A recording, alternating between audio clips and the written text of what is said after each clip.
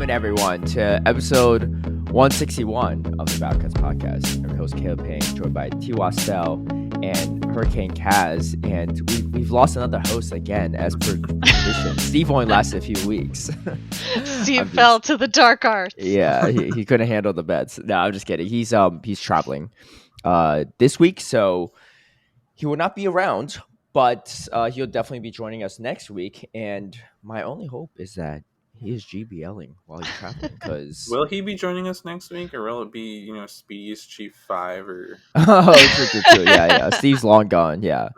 So next week is going to be the last. It's going to be the last update, I guess, before we calculate the bets, right? Because next week's episode is supposed to drop on a week from now, which is the 31st of August on our time zone, which means the next day is the final day for the GBL bet. So, I know we don't have Steve here, but I'm actually very curious about your respective ELOs. Can we just talk about that real quick? I just want to see what I'm up against here. Hey, we want to know what we're up against. I'll share my ELO too. None of us know that. I don't know that either, right? I haven't been like. It's a universal mystery. Yeah, for real. So I just want to see how much I need to potentially carry. Well, I lost points when I did try to do sets because of all the frame drops and everything. Yeah, they've just gotten they were already terrible, and I feel like the update or whatever hasn't really done anything. So I'm a little bit lower than last time, but still in the 2300s. At 2300s. Wait. There we go. 2317. Okay. Where you at, Tristen? I didn't GBL much, but the last day of remix, I went on a bit of a hot streak and got to expert. Nice. On my last set. Yeah, nice. I'm at 2774, so I'm not that much higher than you. So yikes! I hope so. This could be a really close race, depending on what Steve's doing. Honestly, at Steve, this point, if you're listening, because I'm keep being on vacation. Yeah. Oh man, it's okay. Well, we'll see. We'll see what Steve's at next week, because next week will be interesting because it'll be the day before we calculate the bets. So it'll be everyone has a one final day push potentially. But anyway. I am looking forward to it swapping to Fantasy Cup this week. Gosh, yeah, I can't stand Open Great League. Is it Fantasy Great League? Yeah, or Fantasy. Okay, it's the Great League edition. And then wait, it's Fantasy Great League and then Open Great League as well. Yeah. Oh, yes. Interesting. So it's two Great Leagues, one Open, one Fantasy, and then I think. Do we get Fantasy for 2 weeks, or do we switch to Fossil Cup? We get Fossil for 2 weeks. Yeah, then Fossil for 2 weeks. Oh my gosh, and then the season's almost over. Yeah. I've been kind of chilling too long this season. I've been slow grinding it. It's a game. It's supposed to be fun, right? Wait, how many battles done is everyone at? Out of curiosity. Yeah, that's a good question. I'm at 465. So I haven't. Oh wow! So I've actually done battles. I'm at 735. Yeah, I think I just closed my app. I'm waiting for it to reopen. I think I'm closer to Caleb because I tried to do less sets, but I don't know. I have a hard time doing that. Yeah, I was just screwing around too much in Master League because I'm just not as good at Master League. But I just kept trying to be good at Master League, and I don't know. These Master players are built different. That's what. Well, good news for you. You have a couple days more of Master League. No. I'm not playing Master League now. I'm playing Great League. Right? I'm running Bastion every game. That's what I've been doing. So, of course. I need to go full force here. But Valid. Anyway, that's a brief little GBL update on our ELO for anyone curious, mostly myself. But we have some events, a lot of events actually on the horizon. And this is actually a really good one to kick things off. It's going to be the Ultra Unlock, part of the Ultra Unlock, Strength of Steel. Goes live tomorrow, our time, Thursday, on the 25th. 10 a.m. to Tuesday the 30th, 8 p.m. And there's a few bonuses that are really key here. Additional Candy XL for successfully catching Pokemon over 31 and above. Increased chance of trainers Wait, getting catching Candy XL. Pokemon level 31 and above? No, for trainers level 31 and Trainer above. level. Yeah. Okay, the way you said that, I was confused. I was like, only high level Catching Pokemon for trainers level 31 and above. Okay. And similar thing for those trainers, increased chance of receiving Candy XL for successfully catching Pokemon nice throws or better. Additional candy for nice throws or better in general, just regular candy. And this is the big one. 3 times stardust for catching Pokemon. Ooh. That's pretty big. Now, Love it.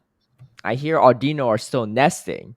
So hitting up an Audino nest during this time is real key. True. Obviously there's some wild encounters, but these are not nearly as important as a Stardust in my opinion. You got Alolan Sandshrew, which again you usually want the Shadow variant anyways, but it could be good for XLs if you need it for Ultra League. Everything else is not that relevant. Beldum for Master League Premier, I guess, but Bronzor, I guess, for Little Cup, and then Galarian stuff is pretty much useless these days. However, I faced a couple in GBL, but it's not nearly as strong as it used to be. Wait, this comes with the shiny Togedemaru release, right? Yeah, so that's going to be new. Yeah. So Shiny Togedemaru will be releasing, and then they also have Onyx spawning in the wild, Onyx, Scyther, Skarmory. Those are probably the most relevant ones for PvP. And they have various seal research that you could get Togedemaru from as well. And that's about it. But honestly, the Stardust in itself and obviously the XLs could be really nice because some of these are XL eligible Pokemon, specifically like Little Cup Bronze or in Beldum from Master League Premier, as well as the Alolan Sandshrew for. Well, like you said, there are some other things that nest, that you could go to potentially for stocking up on XLs, if they're not event related. Oh, true, because you can take advantage of the bonuses. That's exactly. true, yeah. Exactly. Well, there's a few other... I mean, I don't play... I mean, you can tell us, Caleb, you're more the Ultra League expert, but, there's a few things that are Ultra League XL mons, right? There's the Steelix, Ferroseed, Skarmory, G-Fisk. I know some of those aren't as relevant anymore, but... Yeah, maybe even to have the XLs. I would say the only one kind of relevant out of those is Steelix, and even Steelix is not as relevant without Breaking Swipe, but I mean, it's still a good one to have. Everything else I wouldn't stress too much over, but I always try to get XLs for everything that might be XLable just in case. But the other if stuff you is pretty. Scroll down, field research tasks will have Beldum in them, so that's one you might want to collect some XLs for. Could get a hundo off of that. True, yeah, Beldum, and then I guess there's also a Magnemite too for Master League Premier stuff.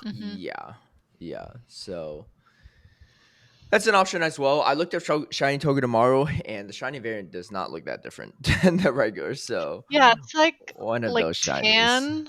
A little more tan, khaki colored rather than gray. Is it as bad as Dynamo? I swear, no. I couldn't tell. But it's not that much better. It's not that much better. I didn't have that problem. I didn't get to play that community day, so no shiny Tinamos for me. You didn't miss out on too much, but I have plenty of that's what that's what I hear. Yeah. Somehow I used up all my community day luck for probably at least a year on freaking Dynamo. What? How much? I didn't even play the whole 3 hours.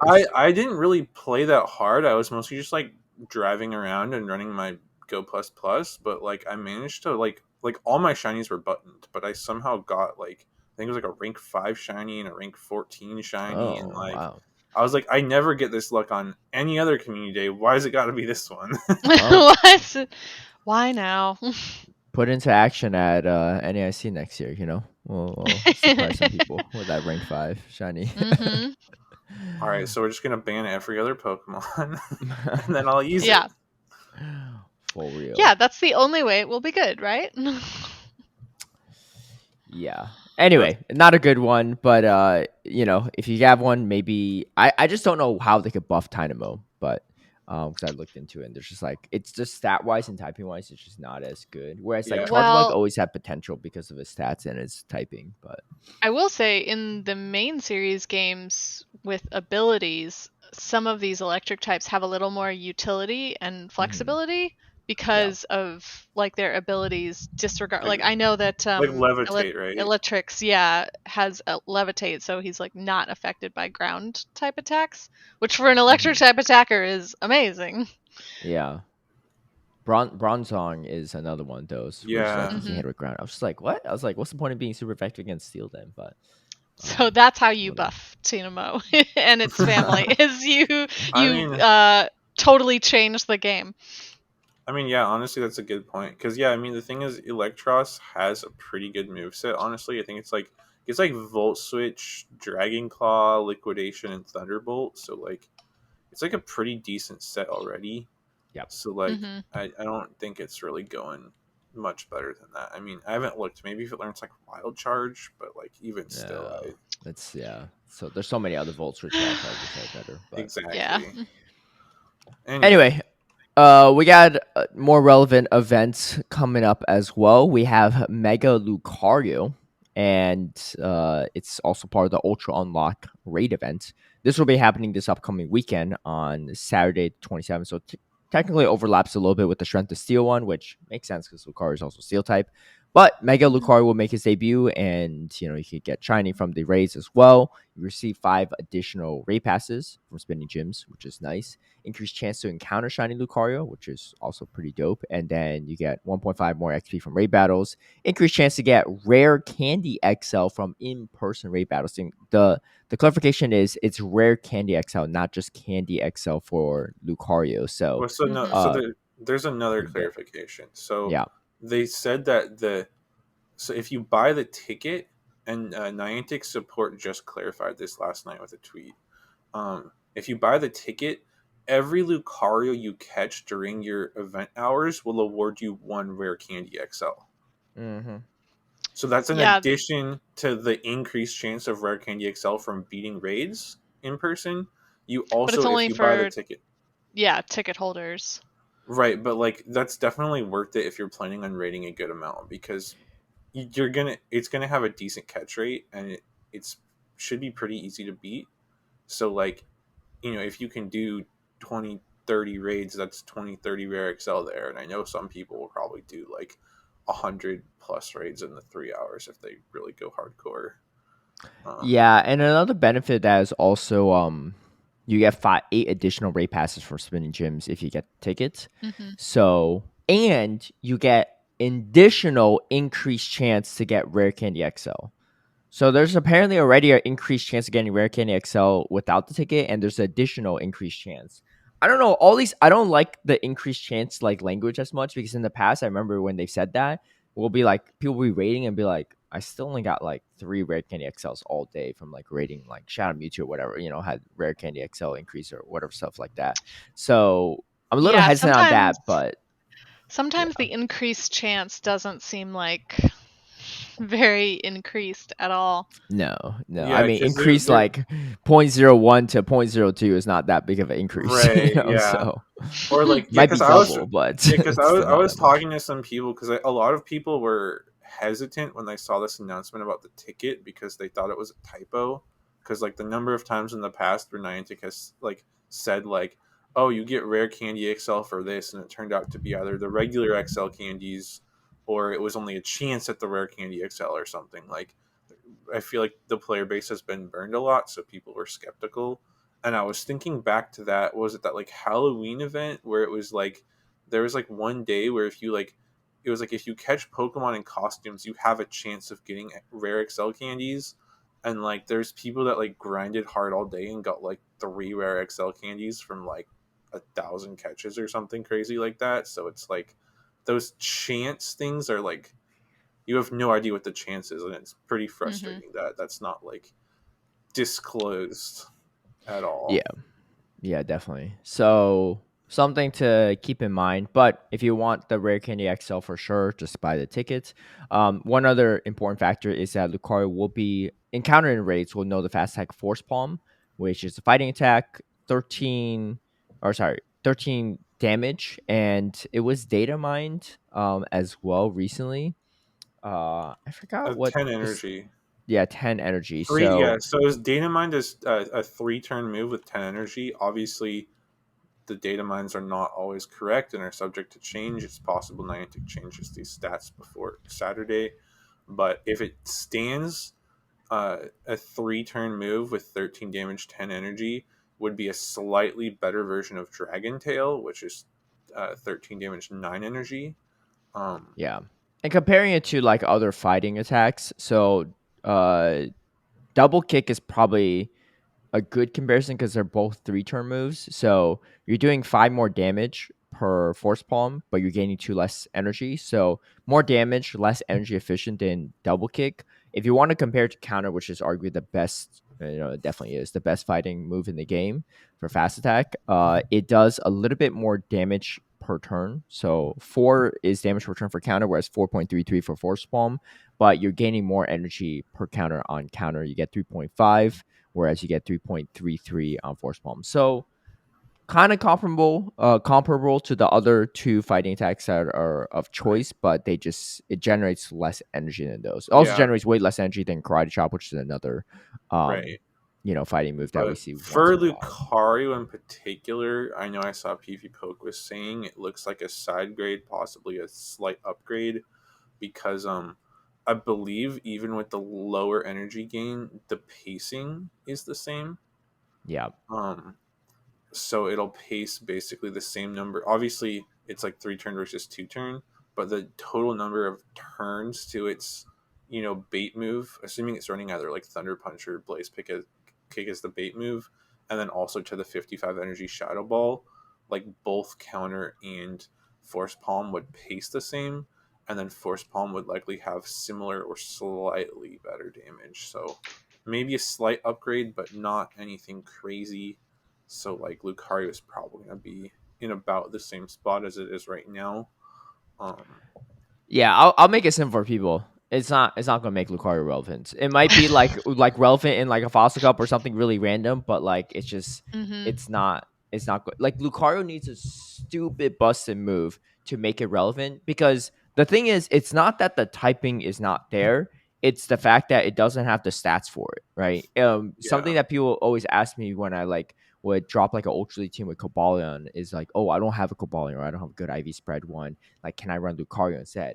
And my answer was always no, right? Because if Lucario was even comparably good to Cobalion in stats or coverage or moves or whatever, it would have been relevant years before Cobalion even released. The fact that Lucario was never really relevant in Ultra League, but the moment that Cobalion dropped with Sacred Sword, it became instantly relevant, just says like a whole different story, right? For that Pokemon, and they have the same exact typing, right? But their stats are different, and they have slightly different moves here or there. But um, yeah, so don't yeah. I stress mean, about that. But and if they Lucario buff has Force Palm, it could be a different story, or right. if they give it to like other Pokemon. But for the time being, like rate a few, maybe trade a few, try to get some IV spreads with it, but don't count on it for Yeah, it to and I do anything mean for you. Lucario has arguably the better coverage too, because Shadow Ball is such a good coverage move and a Yeah. good move in Hmm. general, and it's just not even holding up.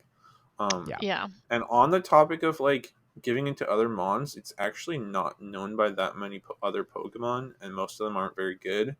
So the other Pokemon that can learn Force Palm is Breloom, Hariyama, um, Mindfu, Mindshao, and then the only good one would be Medicham. But I don't know if we really want to see Medicham getting a better fighting move. Yeah. Yeah. So That's really, out uh of all that's those, it's that's just quite a Metacham. list of irrelevant fighters. Yeah.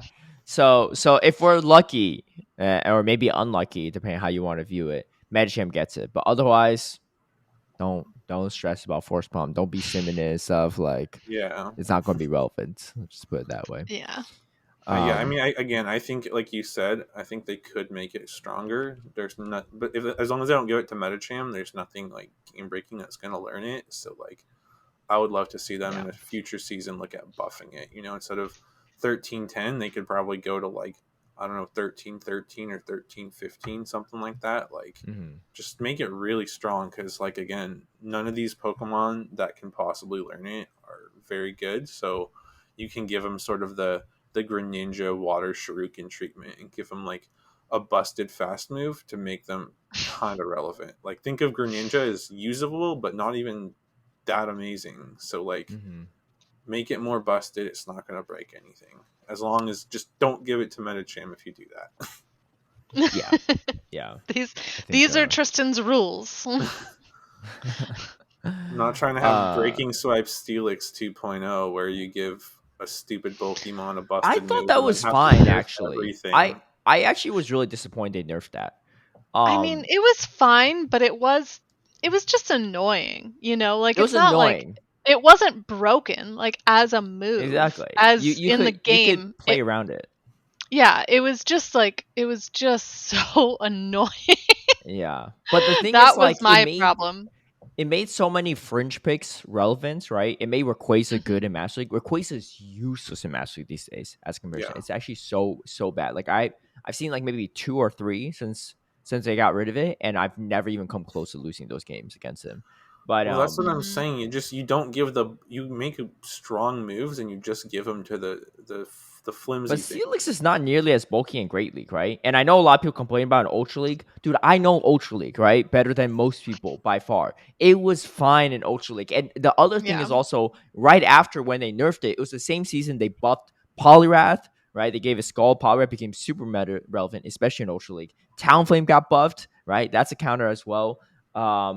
They for alligators around, right? So like that's like also like a generally speaking Steelix counter.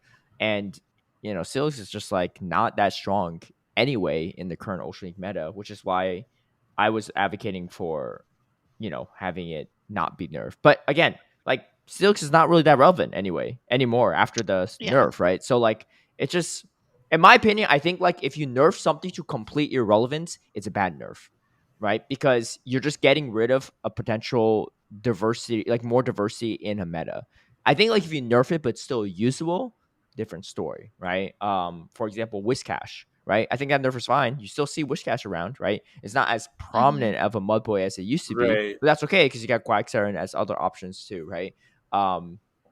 Whereas the Metacham nerf, a little too harsh in my opinion, to a point where it's just unusable, right? Like I was okay with the first Psychic nerf. I don't know about the second Psychic nerf, especially now that we have Annihilate. But anyway, that's just my take on nerfs and stuff. Obviously, people have to agree, disagree. But Trevenant, same thing, right? They're like there was no reason you had nerf Trevenant because the knockdown Lantern were actually the bigger problems. But somehow that was the first one to go. What? No, what? Meanwhile, Lantern was the biggest. Lantern was the biggest problem for sure. Knockdown was also bad because you literally couldn't like flip switch with like a Sableye against it because it was like the typing and bulk was that oppressive, right? I think Lantern was definitely a bigger problem because Knockdown could still lose to like Metacham at times, but I think Knockdown was also still a little bit of a problem. Trev was more problematic than Noctowl. Yeah. No. Here's my arguments. Worlds in London, Trevenant was everywhere, and it was that was in my opinion the best meta still to date. Everything had play into everything, right? You didn't have stuff that hard walled Trevenant. Like Trevenant had play into Walrein, but Walrein, typically beat Trevenant as well, right? I mean, what was beating Trevenant back then? Like Sableye, they had play into each other. Of course, the occasional Umbreon was not a great matchup, but that wasn't nearly as common, or like you don't see it super often, and also like even if you do, like the odds of you getting on that is a different story. Whereas Noctowl was around like it was just Noctowl was on every team, Trevenant's on every team because you need it for the Lantern, and then you just create this RPS circle. Whereas in my opinion, I thought that Trevenant and Walrein were pretty balanced.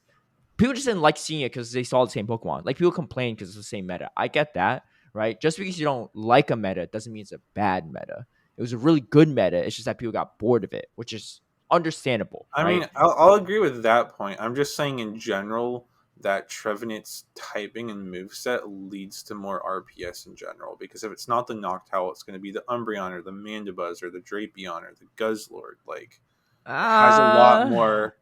Well, Guzzler's not really that prominent in general, even nowadays, but especially not back then. Guzzler wasn't even out back then, but no. But I'm saying like if you brought the old Trev back, you would I don't think so. You think the old Trevenant would be that big of a problem? Even Lickitung wasn't that bad matchup because he resists all the moves besides the Lick, right?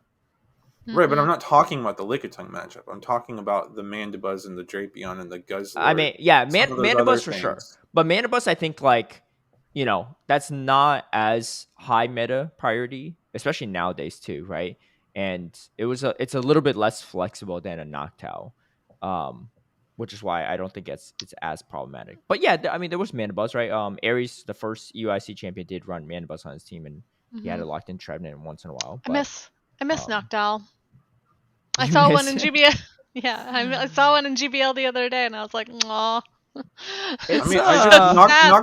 Noctowl is like a fairly like safe neutral mon on its own.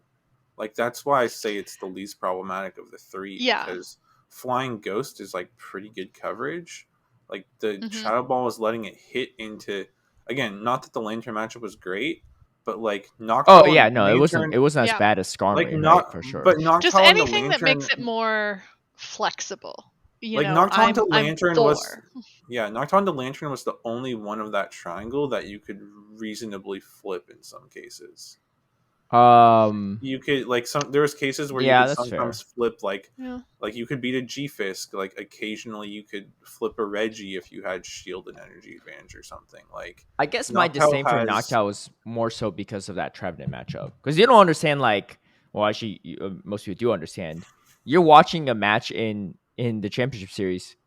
They got like a shield left over, a full health Trevenant into a half health Noctowl, and you already know it's over, right? Like it's like the most Mm-hmm. anticlimactic sequence, and we saw that a ton for those like 6 months span, I'm right? not denying that the overall meta was a problem, but you just said the reason you don't like Noctowl is because of Trevenant. That's my point. Trev was more of a Ye- problem because Uh, Trev has you more. think it made more sense for them to nerf Trevenant first out of the three? No, I think it made sense to nerf Lantern first, which Well, somehow yeah, but managed to get nerfed Lantern was last, the last one to be nerfed, so that was which is my biggest problem. yeah, yeah, But true. I think we all Trevenant should agreed have been, Lantern They but was. keep Trev should have been nerfed second. Like, they keep trying to like do things to Lantern to make it less relevant, but somehow it's still just like is omnipresent. I feel like during Yeah. my sets yesterday, I saw it on every other team. No matter Mm-hmm. how much you have the wish caches or Quagsires or whoever, like Lantern just is still gonna be there. It should Its have never gotten typing is surf. Yeah. I agree. yeah, its typing and moveset are just like too good. Hey, do you I guys blame. remember when Arrow wanted it to Oh, get I was surf gonna say that. I was and like, full I blame switch? Arrow's terrible. You know what? Arrow's like, give There's it some full switch people. and surf. There's there's a lot of people out there in the world that have really good takes and would be great at providing feedback on meta changes, and Arrow's like the complete opposite of that kind of person. So these are always things you should keep in mind when you read stuff on Twitter, right? Because people be like liking Arrow stuff, like yeah, that makes sense. Like surf will be so dope and stuff like that. He even advocate for Volt Switch on the Lantern, and it's just like you have to really understand cascading effects. I think yeah, I would agree after discussing this more. I think Noctowl was fine, but I don't think Trevenant ever needed to be nerfed. What was the reason why Trevenant needed to be nerfed? It's the only it's like one of the fewest grass types that has any play in the meta, because otherwise grass is pretty async, Hmm. right? It has coverage into steel types, which is nice. Right, and And it also, also kept Medicham checked. The fact that the yeah. moment it got nerfed, that's when Medicham became a problem. Medicham was actually not that big of a problem before. There were a lot of double ghost teams, right? Because Sable Oh, was for relevant, because sure. Trevenant was Hmm. Yeah. relevant, right? And Medicham was not that like Medicham wasn't even that necessary in that first season of Worlds, right? Yeah. I mean, I agree with that too. I mean, I think that was a miss. Like, I don't think that nerfing Trev was a bad thing, but they should have There's no other like grass thought that's they should have, but useful. they should have thought through the domino effect. And it's like, well, if we're nerfing Trevenant, which is one of the top Metacham counters, and I think they also nerfed something else that beat They Metacham. nerfed wait, something else that counters Beat what, Medicham? Metacham. Yeah, I can't remember now. Did they nerf Noctowl at the same time? No. It was just These are two Trevenant. different Because seasons. Okay, Noctowl wasn't that big of a deal even into Metacham. It was the right. fact that because they nerfed Trevenant, they made Registeel also super prominent, because Yeah, because Registeel was Trev beat it. much Yeah. well, yeah. So there was that, and also Registeel can beat Metacham, whereas Galarian Stunfisk wasn't able to. Right. And also Galarian Stunfisk sometimes lost to Noctowl, whereas Registeel just didn't either, for the most part. Hmm. So, um, those are other factors, right? But It yeah, made I'm just Registeel saying, like, I feel like they should have effective. foreseen that nerfing one of Metacham's best counters means you probably also need to nerf Metacham, because Metacham and Lantern, actually, like, Metacham and Lantern were already fairly highly used, and then if you nerf one of their best counters, they should have nerfed those as well. Yeah, I don't But even know what instead, Q used to Metacham, beat Lantern during that time period.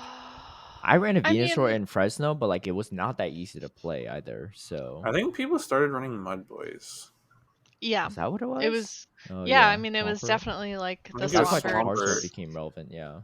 Mm-hmm. Right. And Alolan Sandslash too became more relevant yeah. because of that too. Right. Because that True, got yeah. buffed. That got buffed that season as well. Mm-hmm. But anyway, I don't know. I think you should bring back old Trevenant and old Walrein. Walrein was never a problem too as well. Nidoqueen, I didn't use Nidoqueen a lot myself, but I also kind of like the old Nidoqueen. Nidoqueen's just irrelevant with the Gligar meta, but yeah. Yeah, it's unfortunate. I really liked using Nidoqueen. Yeah, yeah. Gligar and Skarmory meta, Nidoqueen has. Oh, true. Yeah. Just yeah. no play. Yeah. Well, actually, and a lot of teams have Skarmory, Gligar, and like a Whiscash or a Quack. Like, that's already three like hard. Well, Nidoqueen Clodsire has the answers. same exact typing there, but Clodsire just is slightly bulkier and has better The coverage. Stone, it has a Stone yeah. Edge though. So Yeah. You can run Clodsire Stone has. Edge on Nidoqueen too, right? Sure, you technically can, but like you're not pacing as well to it. Yeah. The poison jab just doesn't do as well as the versatility and speed of like Poison Sting or Mudslap. Mudshot? God, I'm always mixing. Also, if you're word. running Poison Fang Stone Edge, then you're just getting walled by ground types at that point too. So like, yeah.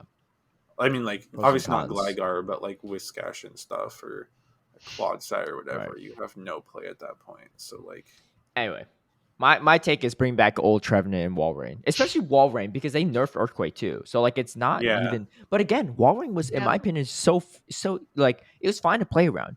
Yeah, it's annoying to see it on teams, but it's not impossible. Like also, Low Ninetales just straight up beat it as well. There are a lot of things that beat it, right? I don't even think Dancy Rob had it on his Worlds team. He didn't have Trevenant either. It was fine. It was fine. Yeah, I mean, I think William is fine. I think people that was just the like people getting sick of something and wanting it nerfed because they were just tired of it. Be careful for what you wish for is what I'm telling people, right? Because people were begging for these changes, and then now they're like, "Oh, this meta sucks," blah blah. Like, well, you did this yourself, right? By crying on Twitter all day. But yeah, I mean, I wouldn't be mad if old Willorin came back, but I mean, we also have Dugong now, which does a similar sort of role. So yeah, exactly. So I don't even think it would be that prominent even within that role. But anyway. We went on a slight tangent there. We have Poplio Community Day coming up. And this will be coming up. This is actually not for quite a while. It's actually after Worlds. It's literally the last day of August that we are having this Community Day. That's pretty wild, right? Yeah, which I'm honestly okay with as well. I mean, because it's after Worlds, people are just like decompressing a little bit. They don't have to worry about Primarina being like buffed for Worlds, which I don't know if it's going to be that relevant, but maybe. I don't know. You could literally sim it on P-Poke if you want to, because you could just throw in Hydro Cannon there. But I mean, I know that it'll gain. I mean, it's already very prominent in Master League. I feel like it's only gonna become stronger there. But other leagues, I don't know. It just I don't know if it'll necessarily push it into any kind of like meta relevance, because you already have like similar Pokemon in the other leagues that Azumarill, Tapu Fini, like are much more flexible. Yeah. Yep. I agree with Tapu that. Fini, Ultra League, Great League, and Azumarill. You do get actually Sparkling Aria as another move as well. It's kind of like when Blaziken got Blaze Kick. Didn't Greninja get something too? Yeah, Greninja got water. There's a bunch water of them. Shuriken. Yeah. And then like Samurott got Razor Shell, Swampert got Muddy Water, Delphox got Mystical Fire. Decidueye got Spirit Shackle. Yeah, Spirit Shackle. It's a water type move. And Incineroar got Darkest Lariat. Oh yeah, I like how it's a water type move, but the entire Pokemon community was like, "Why is the box pink? This is not a fairy move." Like, Why are you Wait, coloring the it box the is wrong way? pink? What do you mean the box is pink? Oh, In the What like box? announcements, on when they announced the moves, the background, like the little box around the move name, is supposed to be the Oh, same color as the type of move, but gotcha, they colored gotcha. it pink, and everyone was like, "But it's a water type Oh, move, right?" I missed that discourse. It is also a charge attack as well, just like Hydro Cannon. But again, it's Hmm. got to be like, uh, why would you ever run it though over Hydro Cannon? I Like don't it You think you does, wouldn't. would. it does the You wouldn't. same amount of damage Yeah. as Hydro Cannon, and my guess is it's gonna cost more energy. If it's somehow a Probably, yeah. better Hydro Cannon, that's kind of crazy. But we don't Yeah. have any info on that, right? To my Right, we knowledge. don't. We don't know the Yeah. No, energy. not yet. Okay, if they make it a better Hydro Cannon, that'd be kind of wild. But you have piqued my interest for sure if that's the Yeah, I mean, case. I think the main way it would be relevant is my understanding is in the main series games. I think the move could like cure you from burn effects. So like it Mm, would only be relevant if Niantic was planning on adding status effects in, yeah, and then if like burn was like a very meta mechanic, then maybe you would consider running it to like take away your burn status. But that we have no idea if that's happening or not. So yeah. in the current mechanics of the game, I think that Hydro Cannon is going to be strictly better. Yeah, definitely. Well, it is going to also be triple XL for catching Pokemon. Triple XP, sorry, for catching Pokemon. That's about it, and the standard bonuses. So nothing too crazy, but definitely. You probably want to try to get a hundo for sure for Master League Premier / Master League in general. Yeah. That would be my priority for that one for those people, and then maybe look into it for Ultra League, maybe Great League as well. I mean, it's good to have one of all leagues, but I would say Yeah. Ultra League probably has higher priority than Great League. Yeah, Yeah, that's my I guess. would agree. I mean, Charm with Hmm. Hydro Cannon is a new and pretty strong combination, all things considered. Could But have Waterfall yeah, too. true. But I'm just saying, as far as a Charmer, like Water's pretty decent coverage. Like as long as they're not running like a Tentacruel or Toxapex, Yeah, like yeah.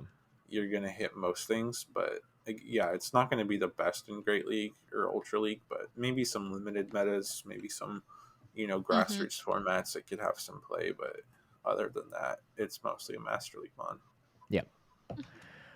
Speaking of August, we also have a general outline of all the August events. Um, we have raids. I don't know why these birds and raids. I mean, we got Moltres. I am waiting for Because Zapdos birds to are come back. awesome. Oh, sorry, my bad, my bad. I forgot who I'm talking to here, but I'm waiting for Zapdos to come back for sure. Just because Yeah. making a Galarian Zapdos from Master League could be kind of cool. I did catch another one during GoFest actually at in New York, so one potentially a lucky reroll with someone, but that's my own thing. And then we got is this Tornadus? Is the I think I don't Yeah. know. so. It's one of the useless like genie Pokemon, but Yeah. that's also gonna be in raids. And then we have Xerneas coming back in raids, which Xerneas, fairly relevant for the most part. I I'm already have my ex- maid, but I Hmm. still need a better one. I got the XLs from like GoFest last summer, but I yeah, didn't get yeah, any good IV ones, so like I wouldn't be mad Yeah. about the I chance still to need get better XLs for IV my spread. hundo. yeah, yeah. And But that shiny. I need that the shiny. shiny's nice. The shiny is nice. I did so many lucky trades for shinies, and they all pan out poorly. But funny enough, I was just re-rolling and I got a hundo from a non-lucky trade. So actually, I'm really Of curious course. how many hundos do I have? How many shinies did I really trade for here? What Yeah, I regions think this I one had a coming from? lucky 98, and I was like, oh, that'll be good to build one day because it's functional, Yeah, And yeah, then I caught the yeah. hundo from a raid, so I'm like, okay. I Good did thing I didn't 32 have the lucky trades XL. with this. Oh So my Damn. gosh. yeah, but no dice. It was a non-lucky trade. Who would have thought? Anyway, we have mega raids as well. August will be. I'll start with Shadow, Mega Aerodactyl, and then Kangaskhan, and then Salamence. Um, so I might just do some of the Mega Kangaskhan because I need to still max out my Hundo Kangaskhan for whatever reason. And then we Because have you can, because you because I can. can, because I can. Yeah, shout out DFH for trading to me. Shadow Suicune will be in Shadow Raids, and then Spotlight Hour. Nothing too wild. The 20th will be Mankey, so that'll be a good one. I think it's right Hmm. after Worlds. So for those at Worlds, Oh that have no, a too bunch bad of it stuff couldn't be ordered. before Worlds. Right. Get Well, those there was one mileage literally like checks. 2 weeks ago. You didn't do that one. It was literally last week. Not a spotlight hour. I mean, I've been catching all the event spawns, but not No, like no, no, the no. A same. spotlight hour where you transfer for double candy. Oh no! I was talking about the fact that it's a minky to get a good annihilate Oh, for I see what you're worlds. saying. Yes, If you don't forwards. got a good Mankey Annihilate by now and you're going to Worlds, like that's a you problem, right? We It's had not so many Mankey happening. events. Yeah. Yeah. What you I know your plan could be at Worlds. What you need to upgrade your Annihilate? I mean, I want options. You know, I want the rank 1. I want like Don't decent bulk, but CMP. I want that tomahawk spread. You don't never the Tomahawk know. spread is so troll, right? You could clip this and send it to him if you like. His thing will literally go down to 2 night slashes. Like that's how bad plus the counter damage. That's how bad it is, right? Hmm. Like I said, if you face him at Worlds, just throw Night Slash, right? Trust me, you might even boost, but I'm telling you, you don't even need to build up to the Shadow Ball because this thing's so frail, right? He might change up his Annihilate though, who knows? But I'm just saying, like, going for that weird breakpoint, bulk point, 0 HP is just, it's a little too much in my opinion. But We have had Mankey as a pretty regular seasonal spawn, so yeah, maybe he decided to change it up. We'll find out. I mean, yeah, who knows? He always be The cooking up some Drillbur Ivy Spotlight spread in the Hour is lab. nice. If anyone still needs XLs for that, anyone meaning me. Yeah, I have the it's XLs. I just need the hundo. That's my it's a pretty problem good with one. some of Yeah. these mons. Yeah. Well, you should just catch a bunch and just swap it with like a local, just to keep like try to re-roll them. But Yeah. it's definitely still solid in Master League Premier. It's really dropped off in Master League mainly because of Landorus and just like Yeah. so like Palkia, all this other stuff. Like it's just not Well, they as are giving strong. us Master League Premier more often now, which I like. True. That is definitely valid. And then we got Magnemite as well to end it off. And a little Which leap. this Cordelia's terrible. Come on now. Hey, you gotta get I'm just that It kidding. looks great like leap. Yeah, Cordelia has definitely some play yeah. in some limited metas, but I Gotta even had get one. that XL leap for Great League. Come on now. Yeah, that's true because they gave it. Everyone could Bullet learn speed. Bullet Seed on now, right? Because Yeah, they yeah, added yeah. into Yeah. game files, which was nice. Yeah, because that was like a super rare thing back in the day. Okay, this is a big goal. We have events. We have Adventure Week, which I usually am a big fan of because there's shield on everywhere. But I'm at the point where like I have too many shield on XLs, so I'm still looking for like a shiny rank 1, I guess. But XL wise, I'm at 2100. So like Oh my god. it's yeah, I know all these Oh my events. god. But I remember Aurorus was pretty big for last year's. I'm curious if they added any new spawns to Adventure Week, new rock types. I don't even know what are other rock types are missing here. We could get Maybe we could get Dracovish. That's true. We could Dracovish, yeah. get Is that rock? yeah, That's a we rock could dragon. get Yeah. Yeah. I mean there are lots of fossils that I think they haven't fully released yet. So I think they usually end up releasing something new. So Yeah, we'll Cranidos is have a to good wait and one. see. I'm still looking for that Shundo Cranidos, but Yeah, I for think so Kaz that it is lasts 2 seconds in raids. But I think Kaz is right. We'll probably get a new fossil and then probably a new like a fossil we've had before but shiny. but new shiny, yeah, Mm-hmm. potentially. But this is a big one. We got the Rocket Takeover from the 8th to the 12th, which is right before Worlds. So Oh. that's pretty big because everyone, you gotta start TMing off the frustration stuff and all those things. I have things But that I Yeah. need to who TM off. knows? Who knows what new shadows we might get right before Worlds? Oh, true. Yeah, and they will be eligible for Worlds too because it'll be after that time Yeah. slot. Yeah. So 8th to the 12th there. 12 a.m. to 11:59 p.m. I wish all events were just like that. They just start at midnight and Yeah. you just do your thing. But for Yeah, some the reason, it's only the arbitrary rocket like events. 10 a.m. yeah, to the 8 p.m. arbitrary Yeah. 10 a.m. like Yeah, really bugs me.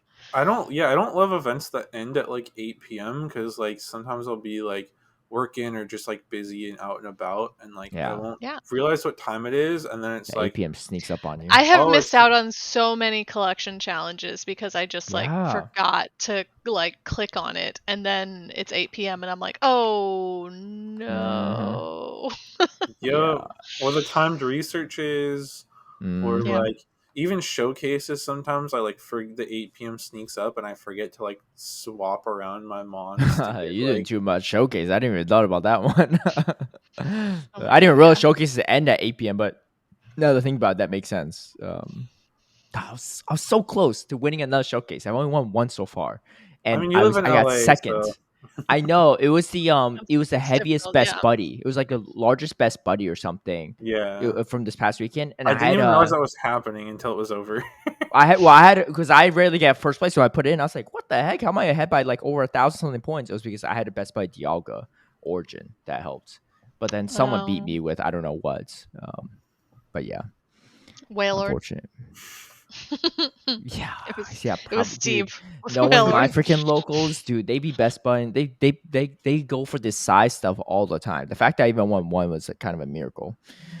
Um, Shadow Raid weekend is from the 10th to 11th, so also during that same weekend. Oh, what could that be? Yeah, they haven't revealed it yet, right? Wait, So what if we had? I know we had Mewtwo, Shadow. Ho-Oh, We had Mewtwo like Lugia. twice, right? And then Ho and Yeah, Lugia. So it's Ho and possible they Lugia. bring one of those back. I'd be okay Or with Lugia back. Um, I mean, I wouldn't be Ho, I mad don't about think the Shadow actually does much.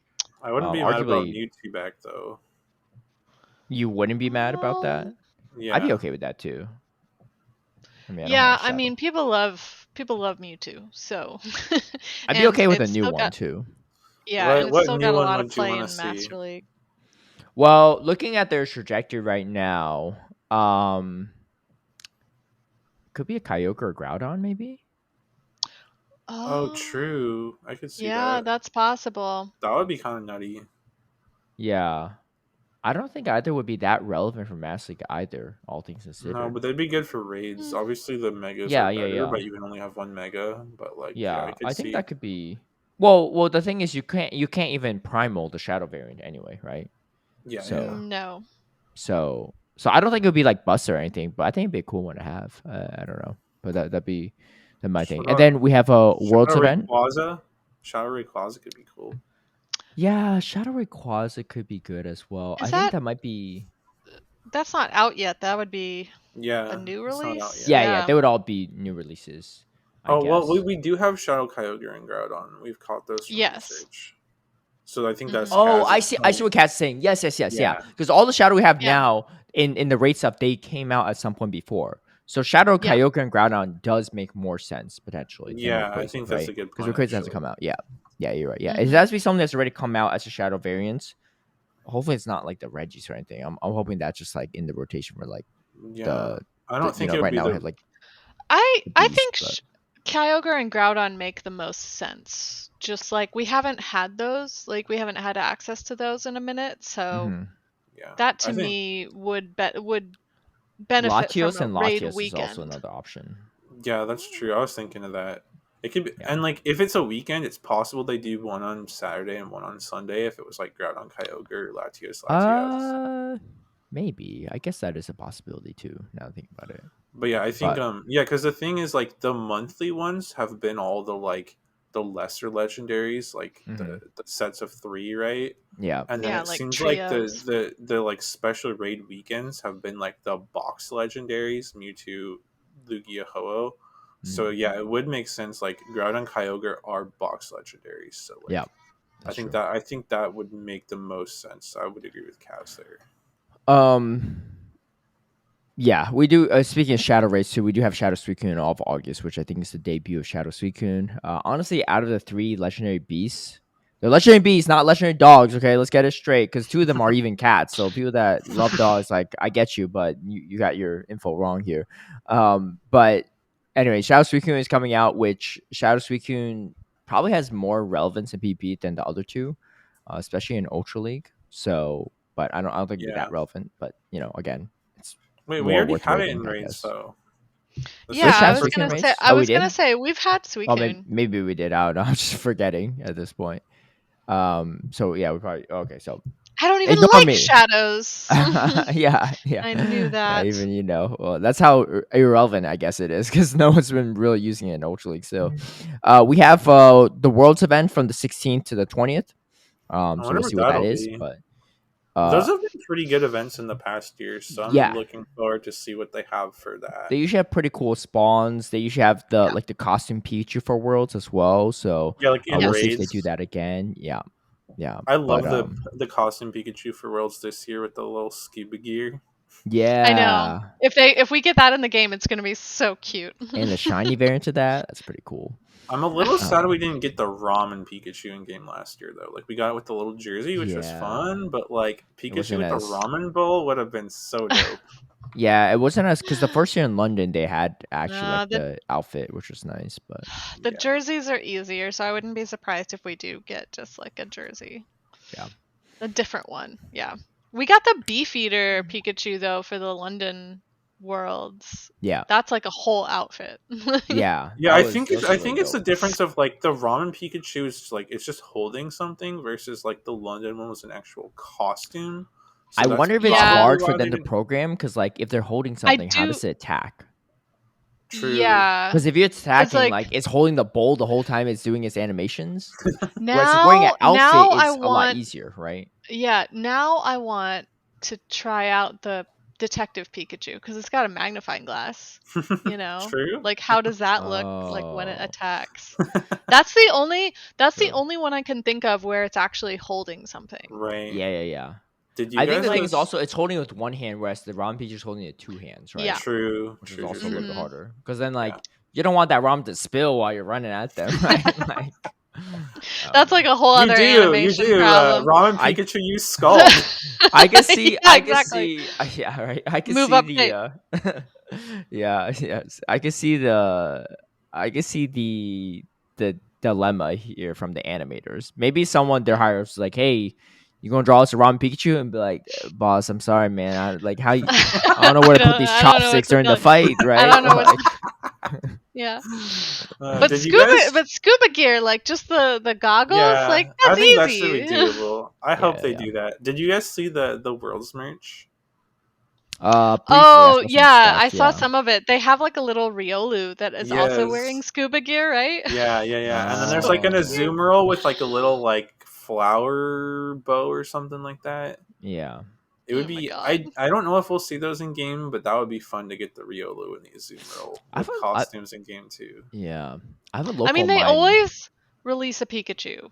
I don't know if they would go so far as to do anything else. They usually have something else with it, right? Because they had like in the first year they had the Pikachu and the Roserade for the Beefeater stuff. Were the signature 2 plushies. But did we get those in game? Not in game. Yeah. No, I thought we were still talking about Pokemon Center merch. That's why I was confused. Oh well, I was segueing. No, in game, it's probably like, Pikachu. It's probably the Pikachu, but I was saying like I think it would be. I doubt we get it, but it would be fun to get those in game. I would love to have that Riolu with the little costume in game. That would be so fun. God. Yeah, you need to tell them a year in advance, man. Ain't no way they got time to do this now. But because I just saw it, so well, I get you. Fingers crossed for next year. Put out your request for next year, yeah. We have a Community Day Classic, which is the 18th. That's actually on Championship Sunday of Worlds, but it's at 2 p.m. to 5 p.m., which was similar to the Community Day of Greninja Community Day, or Froakie Community Day, I guess, last year at Worlds, was also on Championship Sunday in the afternoon. But the thing is, like, after the event was over, everyone was just walking around the venue playing, right? Because Go wraps up so quickly in the morning. And this is also Community Classic, right? So it's something classic. that a lot of people at Worlds will already have. I mean, so depending what it is, like if it's Totodile, Stardust, but I think no, they don't usually have Stardust. But like if it's I know, I'm just being hopeful. If it's Totodile, like I think people would go crazy for it, obviously, because like Feraligatr hasn't been around in a hot minute. But like if they did something. I don't even know, like Tyranitar. I think they do Stardust because they did Stardust for the Dratini Community Day, didn't they? I don't think so. We just had Cyndaquil, so I feel like it's unlikely that they would do Totodile. I feel like they'll pick another, just another one that they've done because they usually don't do starters back to back. Do they not? I haven't been following the pattern, but I'm just saying, like, Dratini Community Day did have Stardust. Yeah, 3 times Stardust, yeah. Okay. I think it is possible. They usually have stuff like that. It's just that some of the classics didn't have certain bonuses that were that desirable. Okay. But what they don't usually have is like the special like trades, like the extra special trades or whatever. Right. Mm-hmm. And also it's like you can only like you don't have the longer like evolution window or like the raids for the extra spawns and some of that stuff. Yeah, that's true. But Yeah, my point was just like depending what it is, like people might not be playing that hard anyways. Like, Yeah. if it was something like I don't know, like I mean, I guess Kaz said they don't do back to back, but I was gonna say like if it was like Sceptile or something, like I don't think people would go too hard for that. For sure. Yeah, I just feel like I feel like it's not going to be a starter. I mean, I haven't paid close attention to if there is any specific pattern, but I just in my memory, I We feel like won't. I they think don't we just had do. Cyndaquil. Yeah. Right. Yeah. I mean, I So think I just right. I was I just don't trying to think it'll think be a of starter. something. Yeah, I was just trying to think of something that people wouldn't go that hard for. What have we had Tyranitar yet? Yeah, we did. Yeah, they we had did. a Larvitar Classic. We haven't had Metagross though yet for Classic, right? I don't think so. I don't think When so. we did have Salamence, right? Yes, we had. Yeah, we had. Yeah, because that was during EIC. We had Salamence. Bagons. Yeah. Have we had Gardevoir? No. So it's So probably Ralts, Ralts Beldum. or Beldum because I feel like they sort of have been sticking to the first couple generations so far. So watch out for it to be Mareep, you know. Oh, true. No, Mareep had one. They had a classic. I think she's right. Oh, well, I clearly was not that interested in playing that one either. But oh yeah, it did. It was November of last year. I think I actually like completed the family then because the original Mareep Day like didn't have the kind of shiny rates that we do now. Yeah, that's true. So yeah, it was hard getting shinies during some of the communities. I remember the first Charmander one was like really tough. We have another event called Triumph Together, and I don't think we have any details on that. No details on that. That's 23rd to the 30th, and then we have Popular Community to wrap up August. So August is upon us. It's going to be a packed month, but it looks like a lot of the events are pretty good. So yeah, I think Adventure Week, the Rocket Takeover, and hopefully the Worlds event should be very good. Yeah. So that'll be a lot of fun. All right, let's head down to Kaz's Corner this week. Steve, if you're listening, both me and Tristen just get points automatically because you're not here. No, that's not true. We're gonna skip like the question because we'll give Steve a chance. Give him. That was nice shot. of you because honestly, I was down for us to still do it. And then, I know. Because there's a chance me and Tristan get it wrong, right? But hey, it's true. Right? It's true. You didn't show up, then you don't get the points. But ultimately, it is Kaz's Corner, so she gets final say. I make the rules. That's right. So I just wanted to share some fun trivia since we just had Poplio Community Day announced. It's very likely that Poplio and its family were based on, since it's the Alola region, right? Mm-hmm. The Hawaiian monk seal, which is also an endemic species to Hawaii, and it's actually critically endangered. There are only like 1,500 to 1,600 individuals in the wild. So it's very difficult to see one, but they can only be seen there. They literally only live on Hawaii. Mm-hmm. And it's called the Hawaiian monk seal because like the little baby seals are actually entirely black, and when they grow, they molt so that they become more sleek gray. Mm-hmm. Are they on all the Hawaiian islands or just some of them? No, I think it's only like a handful because there are like hundreds of Hawaiian islands actually. Yeah. So I think it's only a handful of them, and it's not going to be any of the big ones. But they do have like some marine science centers on the big islands where they rehab and host species sometimes for study, for science. Mm-hmm. So it is something special you can do, if you're making a whole vacation out of it, you can learn about some of these endemic species like I've been doing. Like I've been learning a lot about these Hawaiian species for Kaz's Corner. And it's crazy the amount of like things that are very specific to Hawaii individually. Like the amount of endemic species there are actually off the charts. Right. That's pretty dope. Anyone going to Hawaii, if you see one, hey, it's supposed to be very good luck if you do see one. So yeah, take a picture. Maybe before the tournament. Tristan, you hear that? These shouting out these islands. Just go find one and then you win. Screw the scrims. I need to find these. This is all I need for prep. I'll just bring one back, leave it in my hotel room for good luck every night. For real. Okay. Well, that's a little nice fun fact, and thank you for tying that into Poplio as well. But we have ourselves the EU Spotlight, or I guess this is more like EMEA, but there's not a lot of Middle Eastern slash African players, right, going to Worlds, to my I knowledge. mean, there's a separate MESA region. I don't think anyone qualified from it. Yeah. Like, Mhm. they have their own, like, CP bar and everything. Okay, gotcha. Something I was also really curious about, and I don't know if any of you know or anyone listening knows, is how do middle people in the Middle East qualify for in South Africa qualify for Worlds next year for Pokemon Go?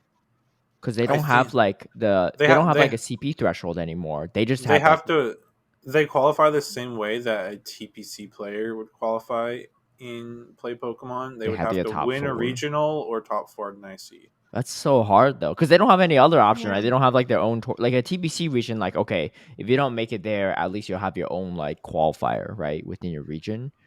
Yeah, But they don't have any that I know of. They don't have any special events or qualifiers. So yeah, they basically have to go to ones in Europe. that's so tough. Imagine flying there and Yeah, Yeah. be like, I need to win this whole thing to qualify. Or top UIC 4 top in four IC. is still Yeah, like not easy either. Um, Mhm. yeah, I have a patron that I'm coaching, and he's from the Middle East, and he loves PvP, and he's been doing Show 6 stuff lately as well. And he's like, how do I qualify next year? Because like this year, like it's still hard because I need championship points and we don't have locals, but I can at least try to scrounge up some championship points by going to regionals and in yeah, EUIC or ICs in general, right? UIC is probably closest to them, to get the points to hit the threshold, because their threshold at least was kind of on the lower end, right? 250, I think, for them. But Mhm. now, like, there's like no way besides the auto qualify method, right? Which is kind yeah. of At And least for tough. Go, I think probably for No yeah. MVGC, I think TCG is different because I know they. TCG, yeah, I they think they have have spots. locals in those regions and stuff. So Yeah, like, it makes more sense. But like, I it's really a tricky situation because like for Go, I think there was only like 2 or 3 people on the leaderboard for that region this year.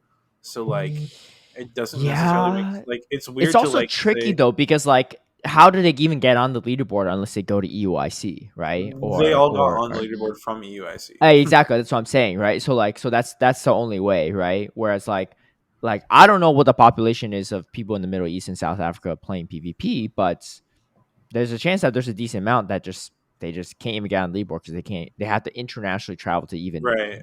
get Oh, I any know. points, Yeah. right? But I'm saying it's just a weird spot of like what would they do? Like say like it's just weird to say like top 1 player or something qualifies for Top worlds five or something. if there's Yeah. only like yeah, top 5 would probably be too much, but even top 1 if there's only 2 or 3 people on the leaderboard, like you just have to get top 1, like it's kind of a weird spot like I think like a top three or something wouldn't be too bad for them. Honestly, like even if the three are not Yeah. like up to par because maybe it's just three random people that decide to travel international for a tournament, like it's just three spots at Worlds, right? But I don't know. I think like it's tough for their region because it's a region that falls under TPCI, right? South Africa and Middle East, but they don't yeah. have their own tournament. Like I obviously I'm not in charge, so this is just my idea. But I think like if TPCI could host their like specific region tournament, kind of like what TPC does for their regions, for their like for those countries, would be nice. Without like maybe just an online tournament, without like having to do like in Yeah. person format, like Yeah, typical that could be TPCI stuff. interesting But for I don't. sure. I'm sure there's a lot of red tape and barriers to potentially doing that because there's no way that like I someone working know. there hasn't thought of these ideas, right? So like Yeah. something's stopping it from happening, I'm sure. Well, I know some of those countries, they also have like stricter restrictions, Yeah, like when it comes to competition, like where you win prizes or money or travel right. awards or whatever. So True. that could also be something that's getting in the way of providing that to Yep. these regions. I don't know. It's such a broad expanse of the globe. Like, I don't know Yeah. more specifically, like if there's maybe one country or a few that are holding back like the whole region or what. Um, but yeah, I mean, certainly, I've said it before, I'll say it again. I'm all for more increasing accessibility to people. And I feel like if the trading card game has an outlet there, there's gotta be some way to like wedge Go into that, because I feel like that's what people like card shops and stuff in the US are doing, because they're starting to get more of the professors running tournaments and well, cups and challenges and stuff. So there's Yeah, I gotta be think it's some way. the I think the laws for Go and VG are different than for TCG, Yeah. because like TCG is a card game versus these are like electronic video games. I don't know any specifics, but I think that's part of the problem. But Yeah. I mean, I think it would be I think it would be worth considering something like maybe just the top one spot in that region qualifies, but having some sort of a minimum CP needed to qualify, like even if it's like 150 or 200 points. Because That like also gets weird too, right? Because if they have locals, what if like multiple people max out their points? Then what, right? Is it the first two Yeah. that max it out, right? It's kind of no, like the it's first one. it's top X, right? So it'd be the top placement on the leaderboard. No, I know, but what I'm saying is like if you don't, I guess they would have to travel internationally, right? Because Yeah, if they all have locals and they Hmm. all max out their 260 points from locals, then what, right? Who's the top X is like right, multiple but they people, don't right? have logos, is my understanding. Oh But no my no point, yeah, I get you. So my point you're is, saying if they still don't have locals, but they do a top percentage or top right, they amounts, do right? like top like one or two, but Yeah, I have got there you. be a minimum CP needed.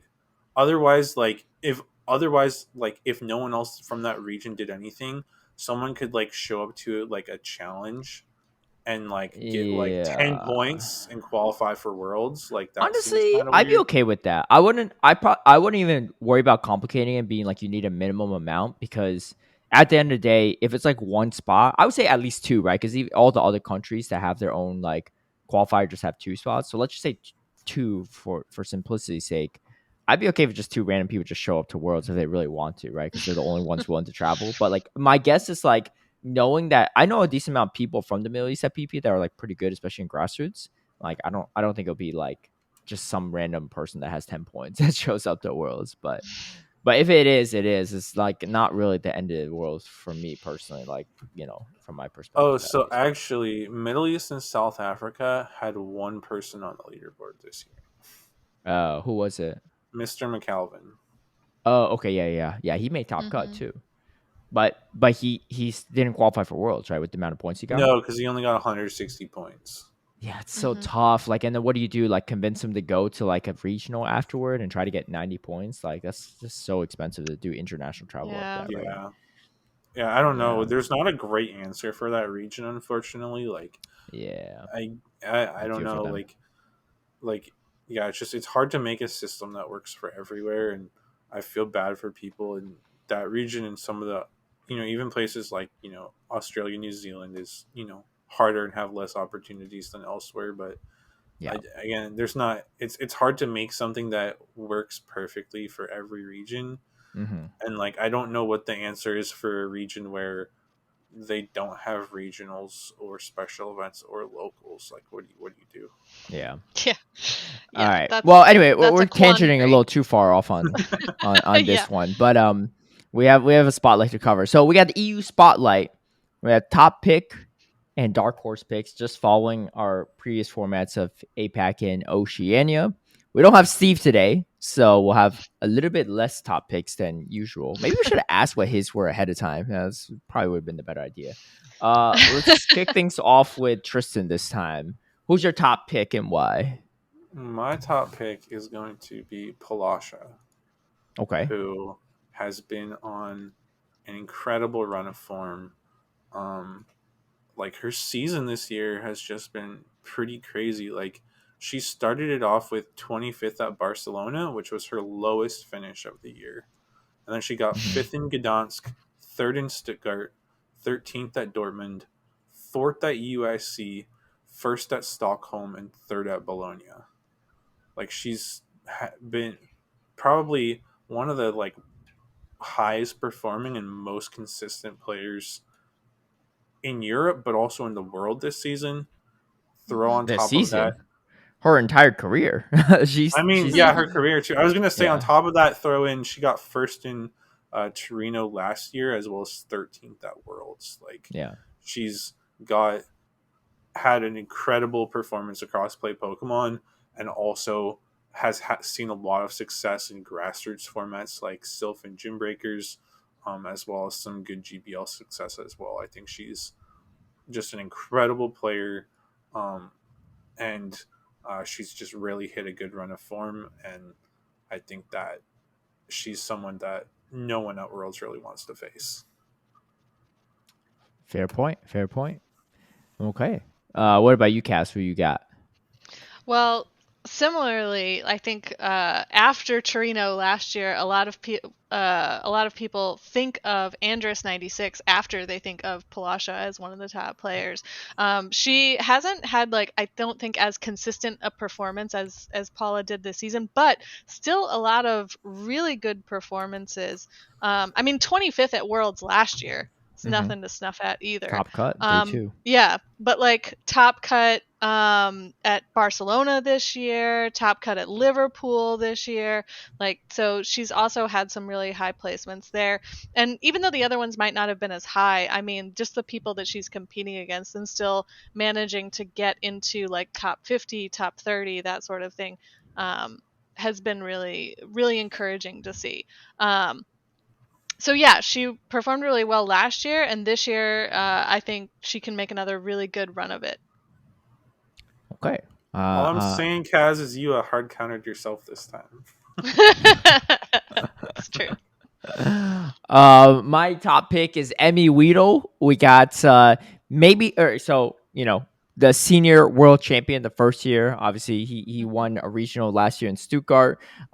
He didn't do as well at Worlds, but his first opponent was Axon, so kind of a tough one, tough draw right off the bat. And then he eventually lost to Bosox guy sometime after that. But also, maybe not the strongest start in this season. 25th in Lille, 13th in Stuttgart, 33rd in Liverpool. But then he hit his stride. EYC first place champion also gives him one of the few people to have that world champ, international champ, and regional champ title. I think only Axon has that too, right? Out of everyone in the world. I think he and Axon are the only ones. Yeah, I mean, there's only been 3 world champs, so I know Dathan Rob doesn't have those titles. So I guess the people that could have that combo is very limited. And he got 4th at Bologna. He did lose to Palasha in the losers semis, I believe. But he went on a string of wins, including against previous co-host Anacor. Anacor did take a game off him though, so I'll give Anacor that, right? No slouch there from performance from Anacor. But here's the thing also. I feel like he's super locked in right now. Dancing Rob held some locals on 2 days ago, actually. He posted about this. And so over this past weekend, he said 10 players attending from all of them. And there's some big name players attending these. And it was 2 cups and 2 challenges. So 2 double headers. And Emmy Guido won one of the cups in both challenges. So 3 out of the 4, which is pretty good. And then, Who won the other cup? Who won the other cup? Yeah. It was Freaka. So they have not easy competition. Yeah. No, not easy competition. Yeah, not easy. I mean, I looked at the photos too. They look like, the competition looked pretty strong there too. I see Stone Collection this as well. I see wait, let me just look at the tag stuff here because Stone Collection was in there, Freaka, Leandro, but I know Leandro was probably competing, right? I don't know if he was organized here. Could have been staffing. He staffed some of these, so I'm not sure. He probably was competing though, because if Dancing Rob's staffing you don't need multiple staff for a 10-person local. But Zephy Massix was there as well, so pretty strong competition for a small local. But anyway, he sounds like he's locked in, so I'm gonna go with Emmy Guido. And if he could grab, I mean, he's the only person that could have a senior world championship title as far as we know for foreseeable future. If he wins Worlds in the Masters division, he's got just a 2-time world champion is also pretty crazy in itself. So, but I'm feeling pretty good about that one. But he did lose to Paul Lasha, so in the more recent tournament, so there is that.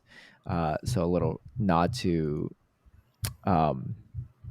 Tristan's pick. We could go reverse order, I guess, for this next one. Also, one thing I forgot that I want to add is that Paula's team won 2 back-to-back tournaments in EU as well. True. It wasn't her, but Yeah. her her team. team, her Her team. team Her team that building she came up skills. with. Yeah, no, Yeah. no, Colin stole it's it. pretty well Actually, known. Yeah, it's pretty well known that her team building skills are ones that other people look to. she's not the first person to use Shadow Magnezone, but she's the first person to make it actually Yeah. work, right? That's a Yeah. key point. It's not like she just came up with this. Like other people tried it and failed, right? But she was like, Yeah. I'm gonna make this work. Right. Yeah, she's And been making the Magnezone work, and she's been I making freaking hate it gone too around it. because my locals be using that thing too, and and it's like so strong just on my teams. I lost in my recent challenge this past weekend because I got a freaking Skarmory on that Magnezone, and Brave Bird does like nothing. It was actually the non-shadow variant, so even worse. But anyway, You're just mad that Magnezone beats Bastiodon. yeah, it did beat my Bastion as well in one of the games too, which was a little rough. Actually, I lost in GBL to Magnezone yesterday with my Bastion. But anyway, my dark horse pick. I mentioned this person before when Anacor was around. It's Anacor. No, it's not Anacor, but related. And not, I don't mean like tangentially related, like biologically related. It's actually his brother, Young Kaz, actually, is doing my dark horse pick. Now, I don't know if he's going to win Worlds, right? I think that would still be a little bit of a stretch because he hasn't really won any regionals or anything like that, right? His best performance was actually the most recent tournament, which was Bologna, 5th place.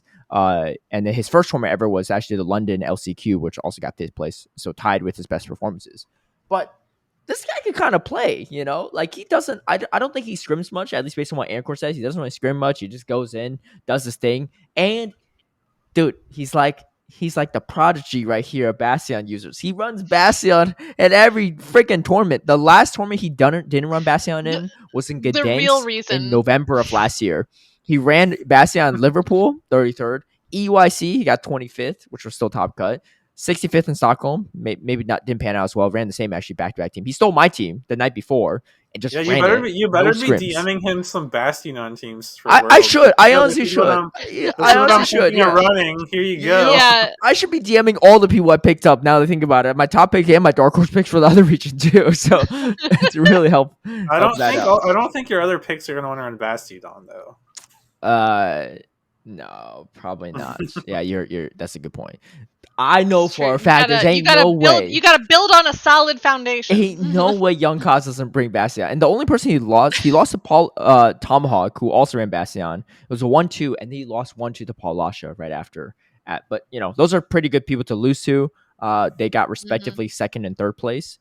And also like, you know, going 1-2 against those opponents, not too big of a deal. And I think he 2-0 Tauntaun as well, 2-1 a Mind Joke. He 2-0 Powdermon in that tournament. He also faced off against this one person on stream, and he led a Bastion all 3 games into Annihilate all 3 games and won 2 out of the 3 somehow. I don't even know. Like, that's just crazy stuff.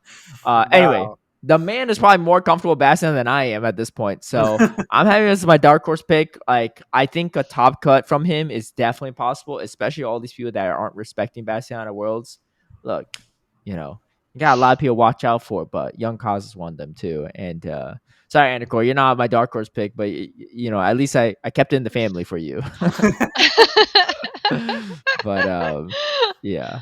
Let's go Cass for this one to reverse order a little bit. Yeah, so my dark horse pick is going to be Arceus Aurelius, who won Dortmund this year, and was very enthusiastic while doing it. Like, it was actually, I just remember how fun it was to watch.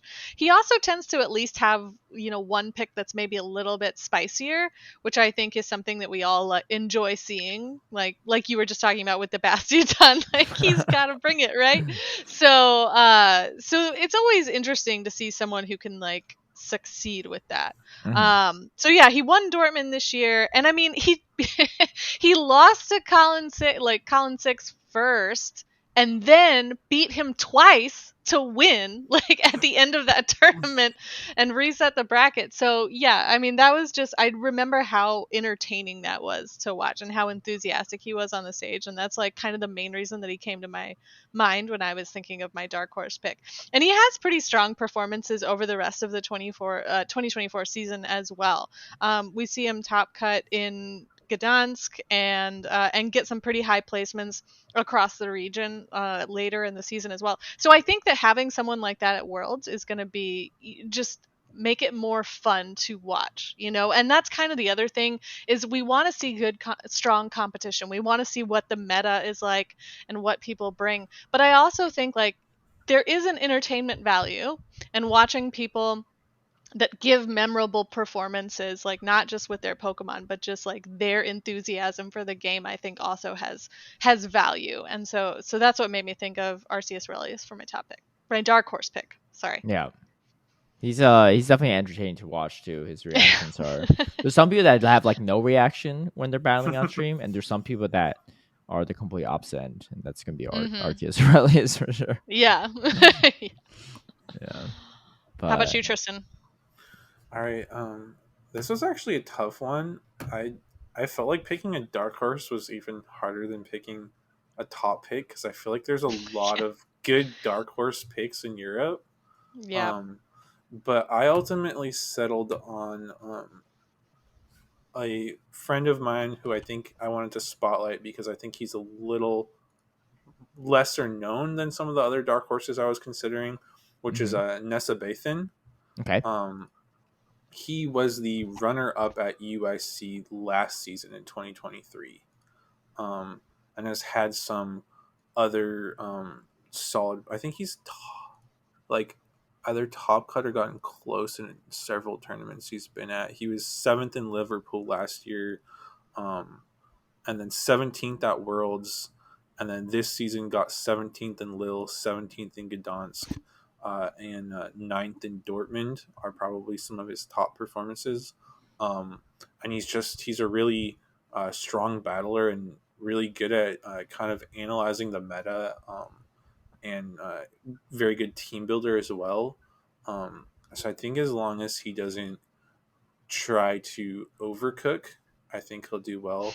I think he went at UIC this year. He ran a Dragalge and an Altaria, like this double dragon strat, which I told him I thought was a little crazy. But I think How did if he there? settles, he got 49th at UIC this year. So not the best, but definitely that's still in the top quarter almost.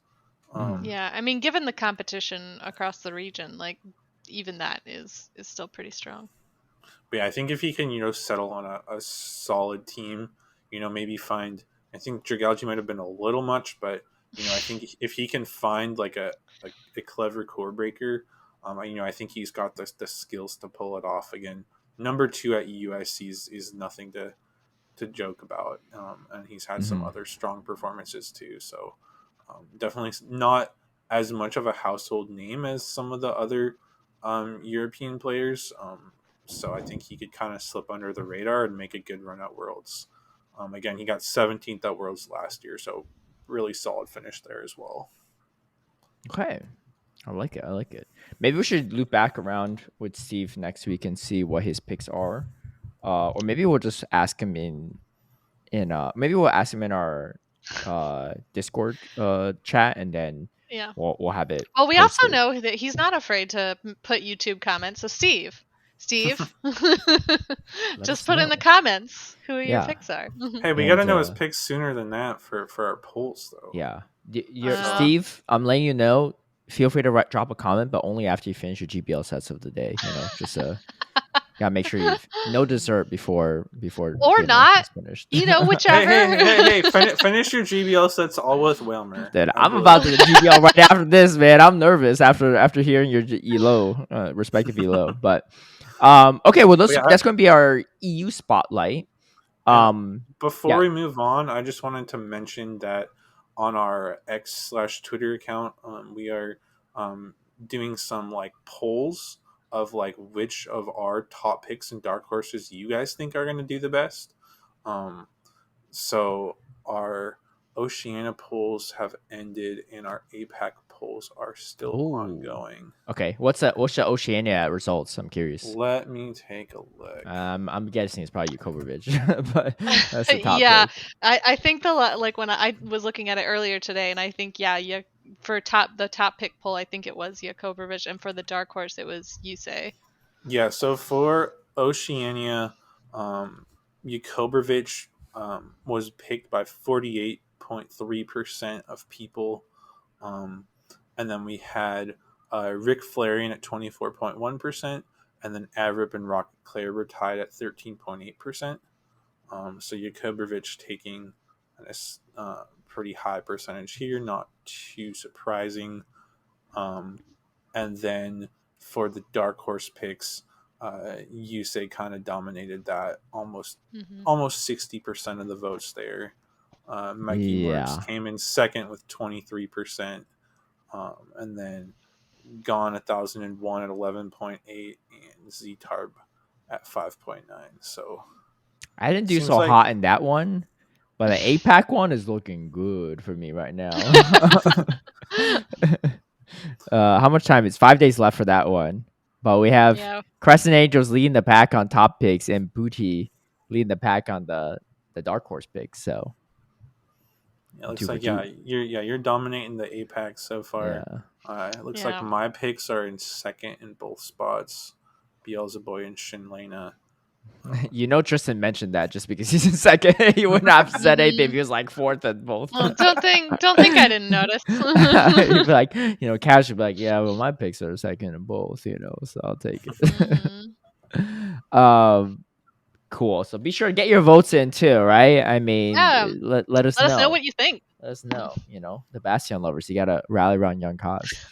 Quick thing before we wrap up. So I need to understand this too, right? So I think Tristan's gonna break it down for us. What is going on with LAIC Travel Wars? We never had Travel Wars for internationals until this upcoming season. Like, how does that happen? Because I thought it literally started once the season started for 2025 in September, but apparently it's already started. Is that correct?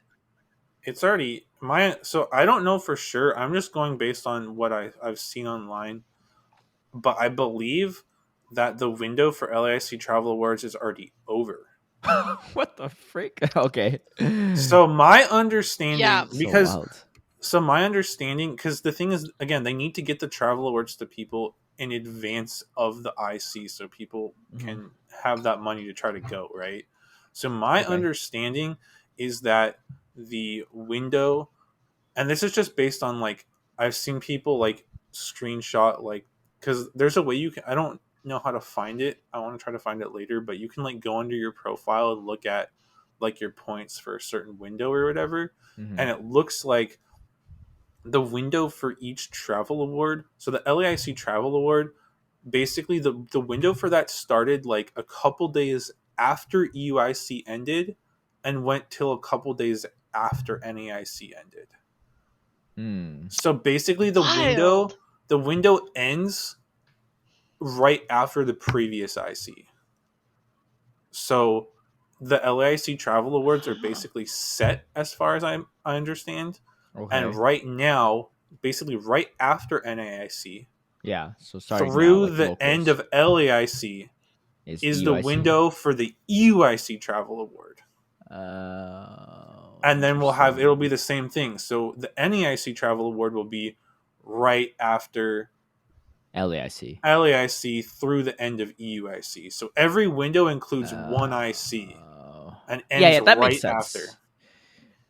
I see. I thought it would start at the IC. So it would say like EUIC is like LAIC plus everything up to EUIC. But I guess it makes sense because they have to figure out who to give the money to, right? And calculate all that. Yeah. So. Right. Because the thing is, if it ends at that IC, then people will be waiting till after it's over to get their money. And a lot of these people need that travel award money to be able to afford going. Yeah.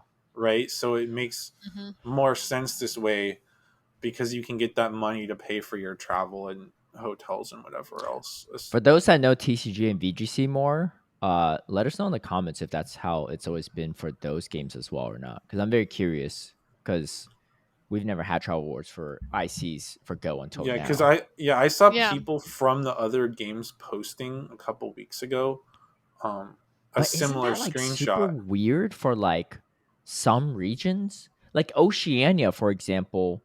How many tournaments do they have between EUIC and NAIC?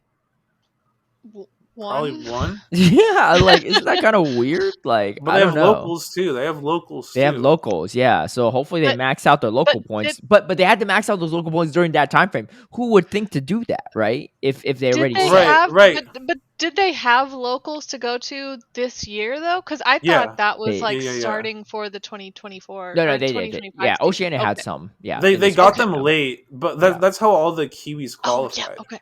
yeah.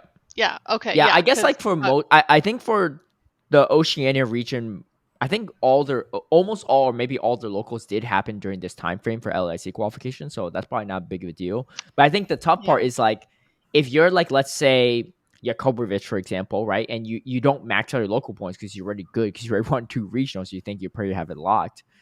But who knows? But you could have been missing out on a travel award for LIC and you wouldn't even know, right? Because you didn't know to max out those points during that time frame. But the Right, same thing goes for like NA players too. Like, how would you know to focus all your points on locals during this time period when you could have been doing it? Like, you could have done all your locals prior and just not even going to try to do more locals, right? right, Hmm. because you thought Yeah. there was no points, right? Like Yeah. you Yeah. thought you're like, oh well, I Well, we already maxed didn't. on points, so like, Yeah. Yeah. Why would I do more Well, locals for no reason? I believe we just only got clarification on this in the past couple weeks. So Yeah. yeah, a lot of people probably didn't know for maybe this year, but now we all, yeah, everybody should know going right, yeah. forward. Yeah. No one knew that we were getting IC travel awards, so there was no way to Yeah. like try to max out your Yeah. points because you didn't know it was happening. But like, so yeah, this first one is definitely really weird. Yeah. But But going forward, people will know that like how the windows yeah. work, and they'll be trying if they're in contention, they'll be trying to max out their locals for every IC So window. if the next travel award is for EUIC in Hmm. Yeah, 2025, then what is the window that people need to be focusing on if they would like to it's be right now. competitive From for now that? until It's right LIC. LIC Yeah, is the now last one. until basically. Yeah. okay. Yeah. Yeah. Yeah, So max exactly. out your So locals now, 260 if you ideally, Yeah. right? And then Yeah. this is the part that I don't like about it. I get it's tricky, right? Because you have like how are they going to release this announcement? They're going to announce it back after EYC. Like it's just like it's tough, right? From a timing perspective. But Hmm. here's the tough part for me is that everyone that has an LEIC award, right, is going to have a leg up over everyone else to the next EYC award because they have their travels paid for to go to LAIC, and assuming they go and they do decent, right, or they get some points out of it, Hmm. then unless people that are trying to fight them for EUIC travel award also go to LAIC, they're going to be at a huge disadvantage because ICs grant way more points in general, but also because Hmm. it's so far off, it's not easy to get to it even if you don't have the travel award, right? Because Brazil's not like the cheapest place to fly to. It's a cheaper like spending money in the country is a little bit cheaper depending on what currency you're trans coming from, right? Because like the dollar's stronger, but maybe some other regions might not be as different, but just getting there for sure, there's no cheap way about it, right? Yeah. It's especially if you're outside of region, right? If you're within region, maybe a different story, but so I think that is the particularly tough part, right?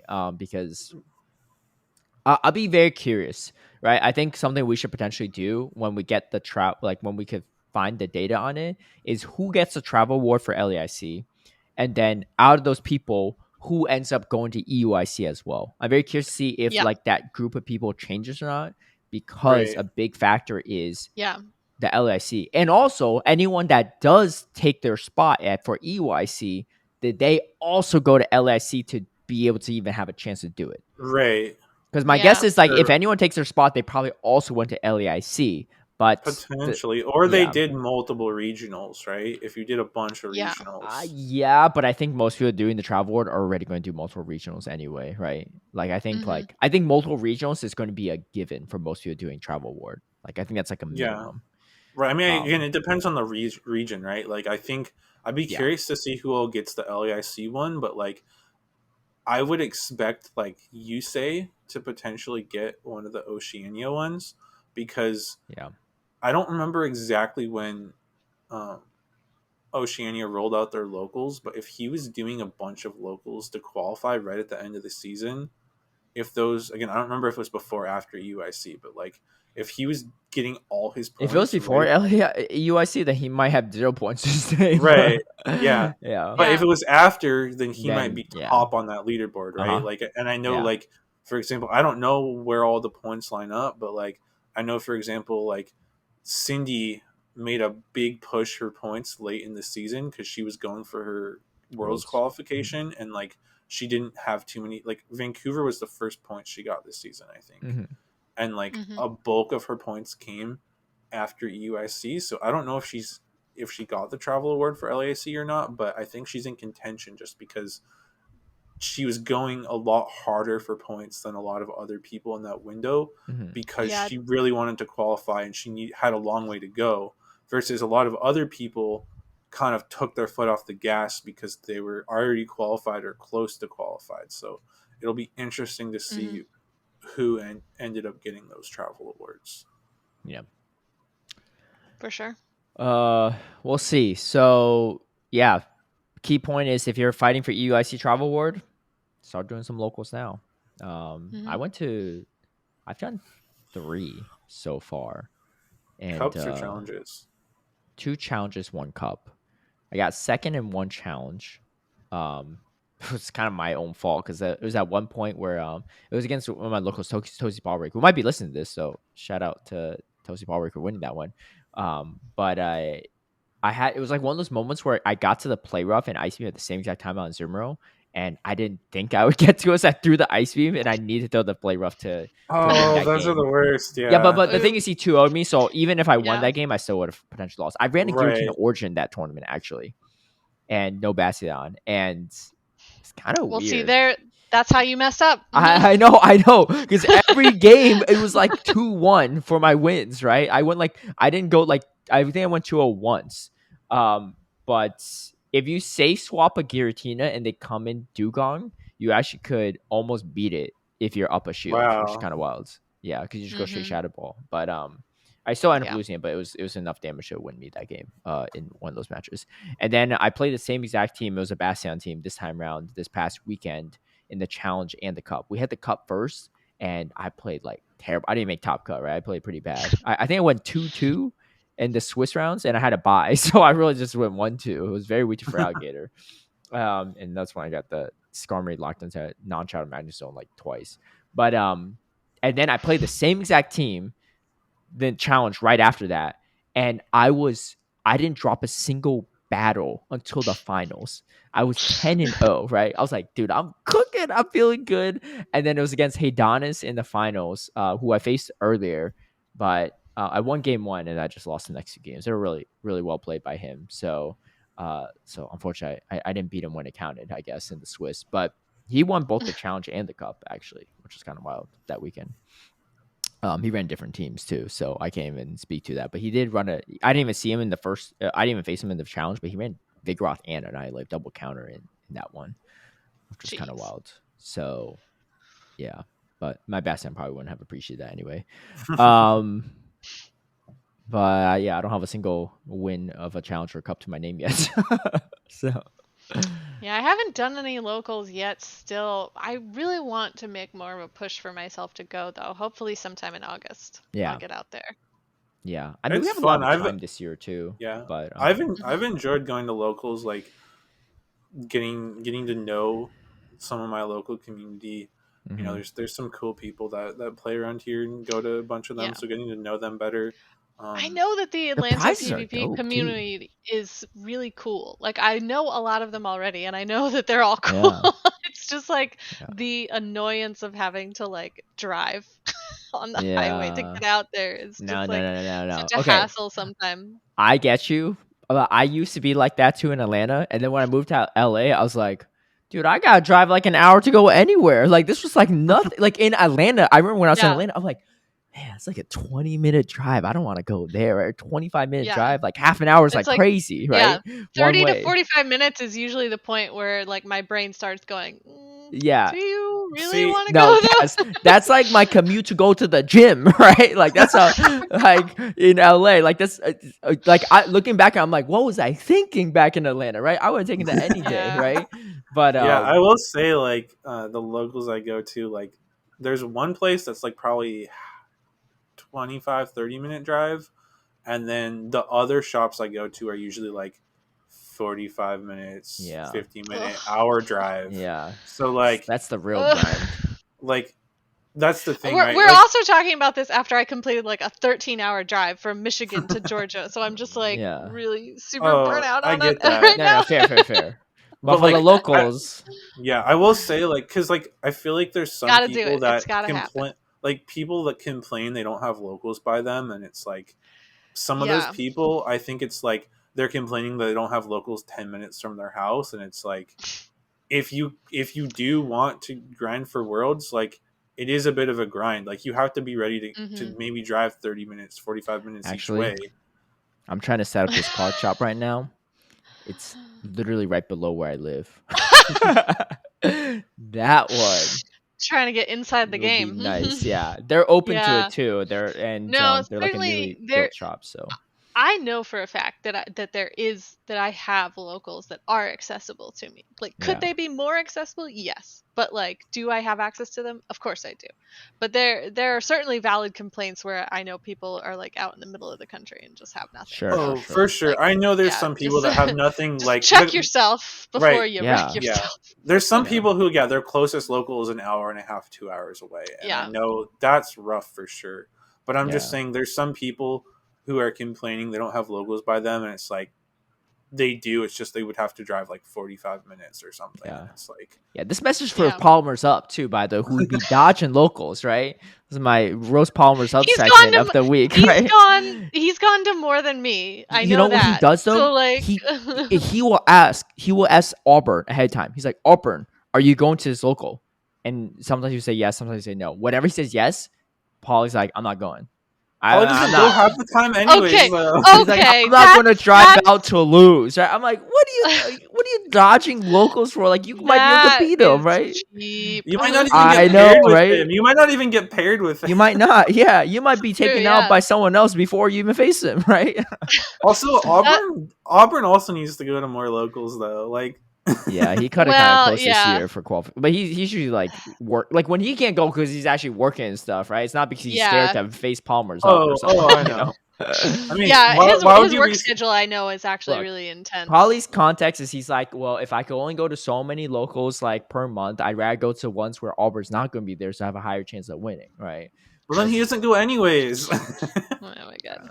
I know my excuses are flimsy because like Sushi like the person that I like do the most trades with and go to competitions with the most, like she is like using the actual MARTA to go out. Yeah. For those that don't know, MARTA is like the public transportation system in Atlanta, like trains and buses. It's like I guess I'm really biased because I used to live in New York where the subway goes everywhere, so like the MARTA Atlanta by comparison to me, I'm just like, it goes absolutely nowhere. It's I cheaper, need to go. but it's not as reliable. So I know for a fact that it's possible and I should make more of an effort, but gosh, sometimes I'm just so tired. Once you see what's like in LA, you'll never question it again. I'm like, all right, I'm like going on like a 3-hour errand just to go grocery shopping half the time. I'm like trying to go to the Costco. I'm like, dang. Oh god. I was waiting in line at the Costco for gas for 30 minutes. But yeah. Anyway, that's that. You had to go soon, Tristen, right? Yeah, let me do a quick Professor Tristen segment, and all right, I'll pop off after that. We'll probably wrap it up after that too, anyway, because we've been going on for a while. So we'll close it out with a Professor Tristen segment, and then we'll do YouTube comments next week when Steve is back. Okay. Yeah, Steve can answer for his crimes of slandering Perth. I saw that was yeah, Debbie Pebble. That was pretty funny, actually. Okay, so this segment is going to be not like one specific move, but sort of a general idea, which is about buffing more pseudo grasses, because obviously water types are one of the strongest types in Pokemon Go. And Man's talking about buffing pseudograss when he won the Trevenant nerf. Just don't nerf Trevenant. We don't need no pseudograss. No. Trevenant was great. He had played in the fires. It was so good. No. But that's the thing. Like, grass is one of the most RPS types in the game. Yes, I It agree. But has Trevenant though was listen. actually much better in his Caleb, we're coverage, not right? talking about Trevenant Anyway, anymore. okay. Go to your pseudograss. Sorry to interrupt. I just So had to yeah, say so it, right? I couldn't stop yeah, so myself. the thing is, grass is one of the most RPS types in the game, both offensively and defensively. Um, like it has like a two type effectiveness relationship with water, Yeah. which makes a lot more RPS matchups against water. But then grass is also resisted by a ton of different types. Um, and so most grass Pokemon tend to be a lot more RPS in general. Mm-hmm. So having pseudo grasses is in my opinion, a much healthier way to counter water types while having more dynamic play. Like that's why Cresselia and Lickitung are both good because they're a lot more safe and neutral, Yep. and they have that grass coverage for the water types. But the water types a lot of times can still sometimes flip those matchups back. Versus it's a lot harder for a water type to flip a matchup against a grass type. So having more pseudo grasses and more varied pseudo grasses would be very healthy in my opinion. Um, so a few of the changes I would love to see because our pseudo grasses right now they both generally lose to steel types, especially Mm-hmm. like Registeel and Skarmory, and they both lose to Mandibuzz. So trying to get some pseudograsses that have more play into some of those other types, so we have more variety. I would love to see Kofagrigus get Grass Knot. Okay. Because that would give it a lot more. It would have more play than our current pseudograsses Wait, into I don't. Reggie and Skarm. Yeah, but what's the point of giving a ghost type like Cofagrigus that gets walled off by Mana Buzz? Grass was when it's just a worse Trevenant in that regard. Doesn't also get But walled off, or is it? It's not as weak to ice types, I guess. And I fire. mean, it's different, right? It doesn't Yeah. have the same grass weaknesses, and it's not hard countering waters as hard. Um, That's fair. It just it's gonna adds more be, flexibility to it, even and though it's it'll gonna still be get hard better. countered by It's Mana gonna be Buzz better into Skarmory. It's gonna be better into Altaria. It's gonna be better into Talonflame, stuff like that. So it helps while still break up. having coverage. It Yeah. Okay, helps fair. break some of those cores, right? Like Skarmory Whiscash core. It's gonna obviously Trev has played into Skarm, but Cofagrigus is gonna be better into that You're saying Skarmory you said Whiscash core. Grass Knot? Yeah, Mhm. Hmm. It could be good. I do think that Kaffa needs like a slightly cheaper move in general, right? Because it's in a weird position Yeah. right now. What if All you of yeah. his just gave it moves Seed right now Bomb? are What if you just gave it I don't Trevenant's think it. moveset? I don't think it learns Seed Bomb. Oh, it doesn't. Yeah, Okay. he I Okay. think yeah, I he's think the grass moves it gets is Energy Ball and Grass Knot. So, Oh, mhm. okay. That's fair. anyways, that's part one, and then I would want to see um, a Trailblaze buff, which would bring Greedent in a little bit more, and Yeah. then also give Trailblaze to Frostlass. Um, Ooh, Oh, I I do like like that. that. It learns it, I yeah, assume. yeah, it learns it. Okay. And again, with the Mandibuzz, Frostlass with Avalanche Powder Snow has a ton of play in the Mandibuzz. So now you have that different variety pseudograss. Um, so buff Trailblaze, like drop the Wait, energy. give it to Frostlass, but Yeah, Mhm. wouldn't you just like hard lose a mirror then without Shadow Ball? I mean, yeah, but again, it just depends. I'm not necessarily saying it's going to be on every team, right? Yeah. You'd have to pick your coverage, right? But Yeah. if Frostlass is It, more of a kind of edge spice pick, like still viable, like you could get away with Avalanche Trailblaze, or maybe you run Shadow Ball Trailblaze, but like it just gives it a different look, a different pseudograss option. Yeah. I'm not saying, and with a variety of pseudograss options, there's not necessarily going to be one that's going to be dominant because you'll still have Lickitung, you'll still have Cress, and then maybe you have the Kofagrigus and the Frostlass, right? There's more variety in how you beat those water types. Um, Yeah, I'm just trying to think like any of the pseudograss types you're recommending if they actually are comparable to the utility of a Cresselia and a Lickitung, right? Because those are primary ones. Like Gudra tried with the Power Whip, but just didn't actually get there, right? Like it's not. yeah, So I think like that's like the benchmark mhm. for pseudo grasses are you on par with like something like a Lickitung and a Cresselia, Right. right? Well, again, I think that the Greedent, right, a Trailblaze buff is also Greedent, I think, Greedent, could be good. Yeah. and the nice thing with Greedent is it's resisting Lick, so it's going to win that Lickitung head to head. Mm-hmm. While playing, it's not going to be exactly the same, but it gives you a different blend of Pseudograss as well. It's probably Yeah. slightly Well, better into Vigoroth too, because you have Mud Shot instead of Lick. Yeah, But exactly. yeah. And Um, I mean, Greedent was one of the ones that I feel like benefited most from the addition of Trailblaze. mm-hmm. Um, because yeah, it's almost the exact same coverage as Lickitung, even if you're not as bulky. You still have. Ultra League Greedent is a menace, though. I'm just say. Yes, and I love running Mm-hmm. Greedent in Ultra League. It's probably where it shines the most.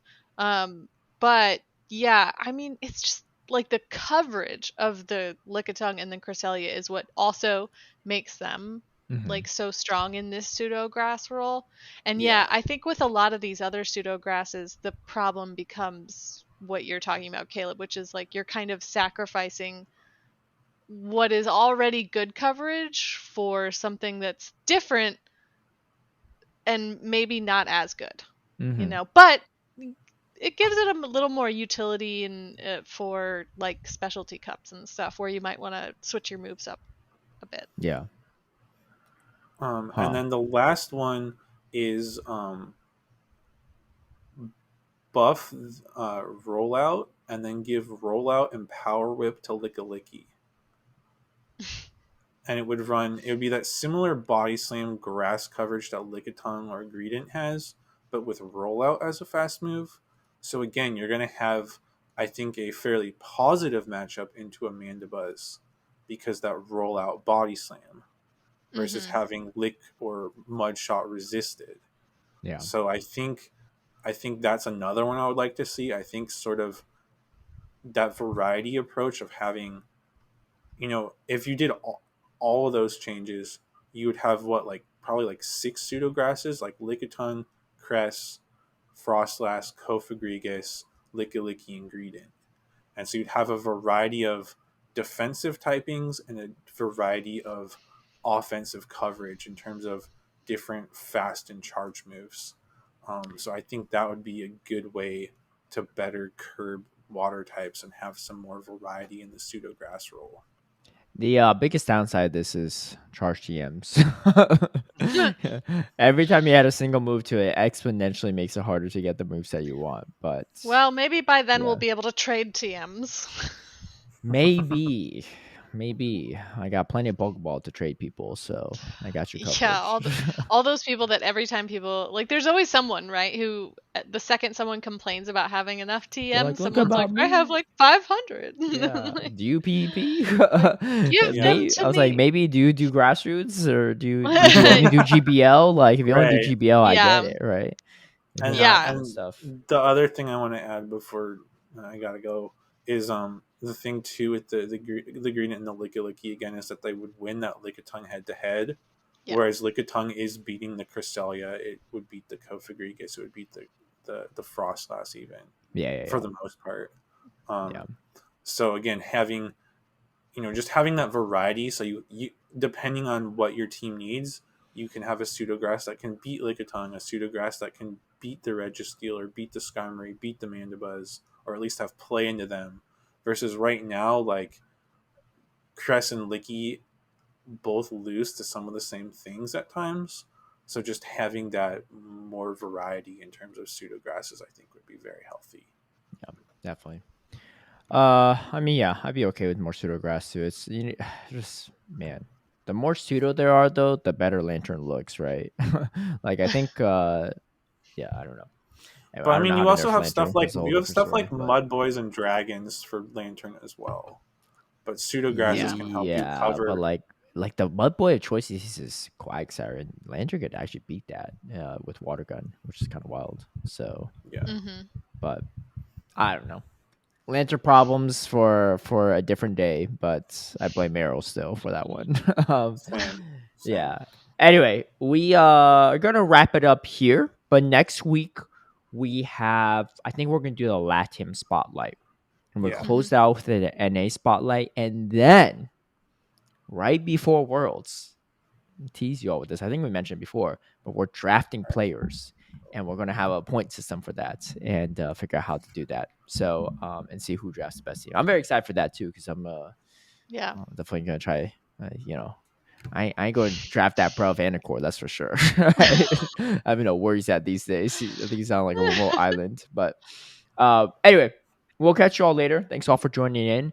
And drop any comments below if you like on our YouTube version. And be sure to vote on the polls at BattleCats Pod Yes. on X to vote for your favorite topic and Dark Horse pick. Until then, we'll catch you all later. Peace.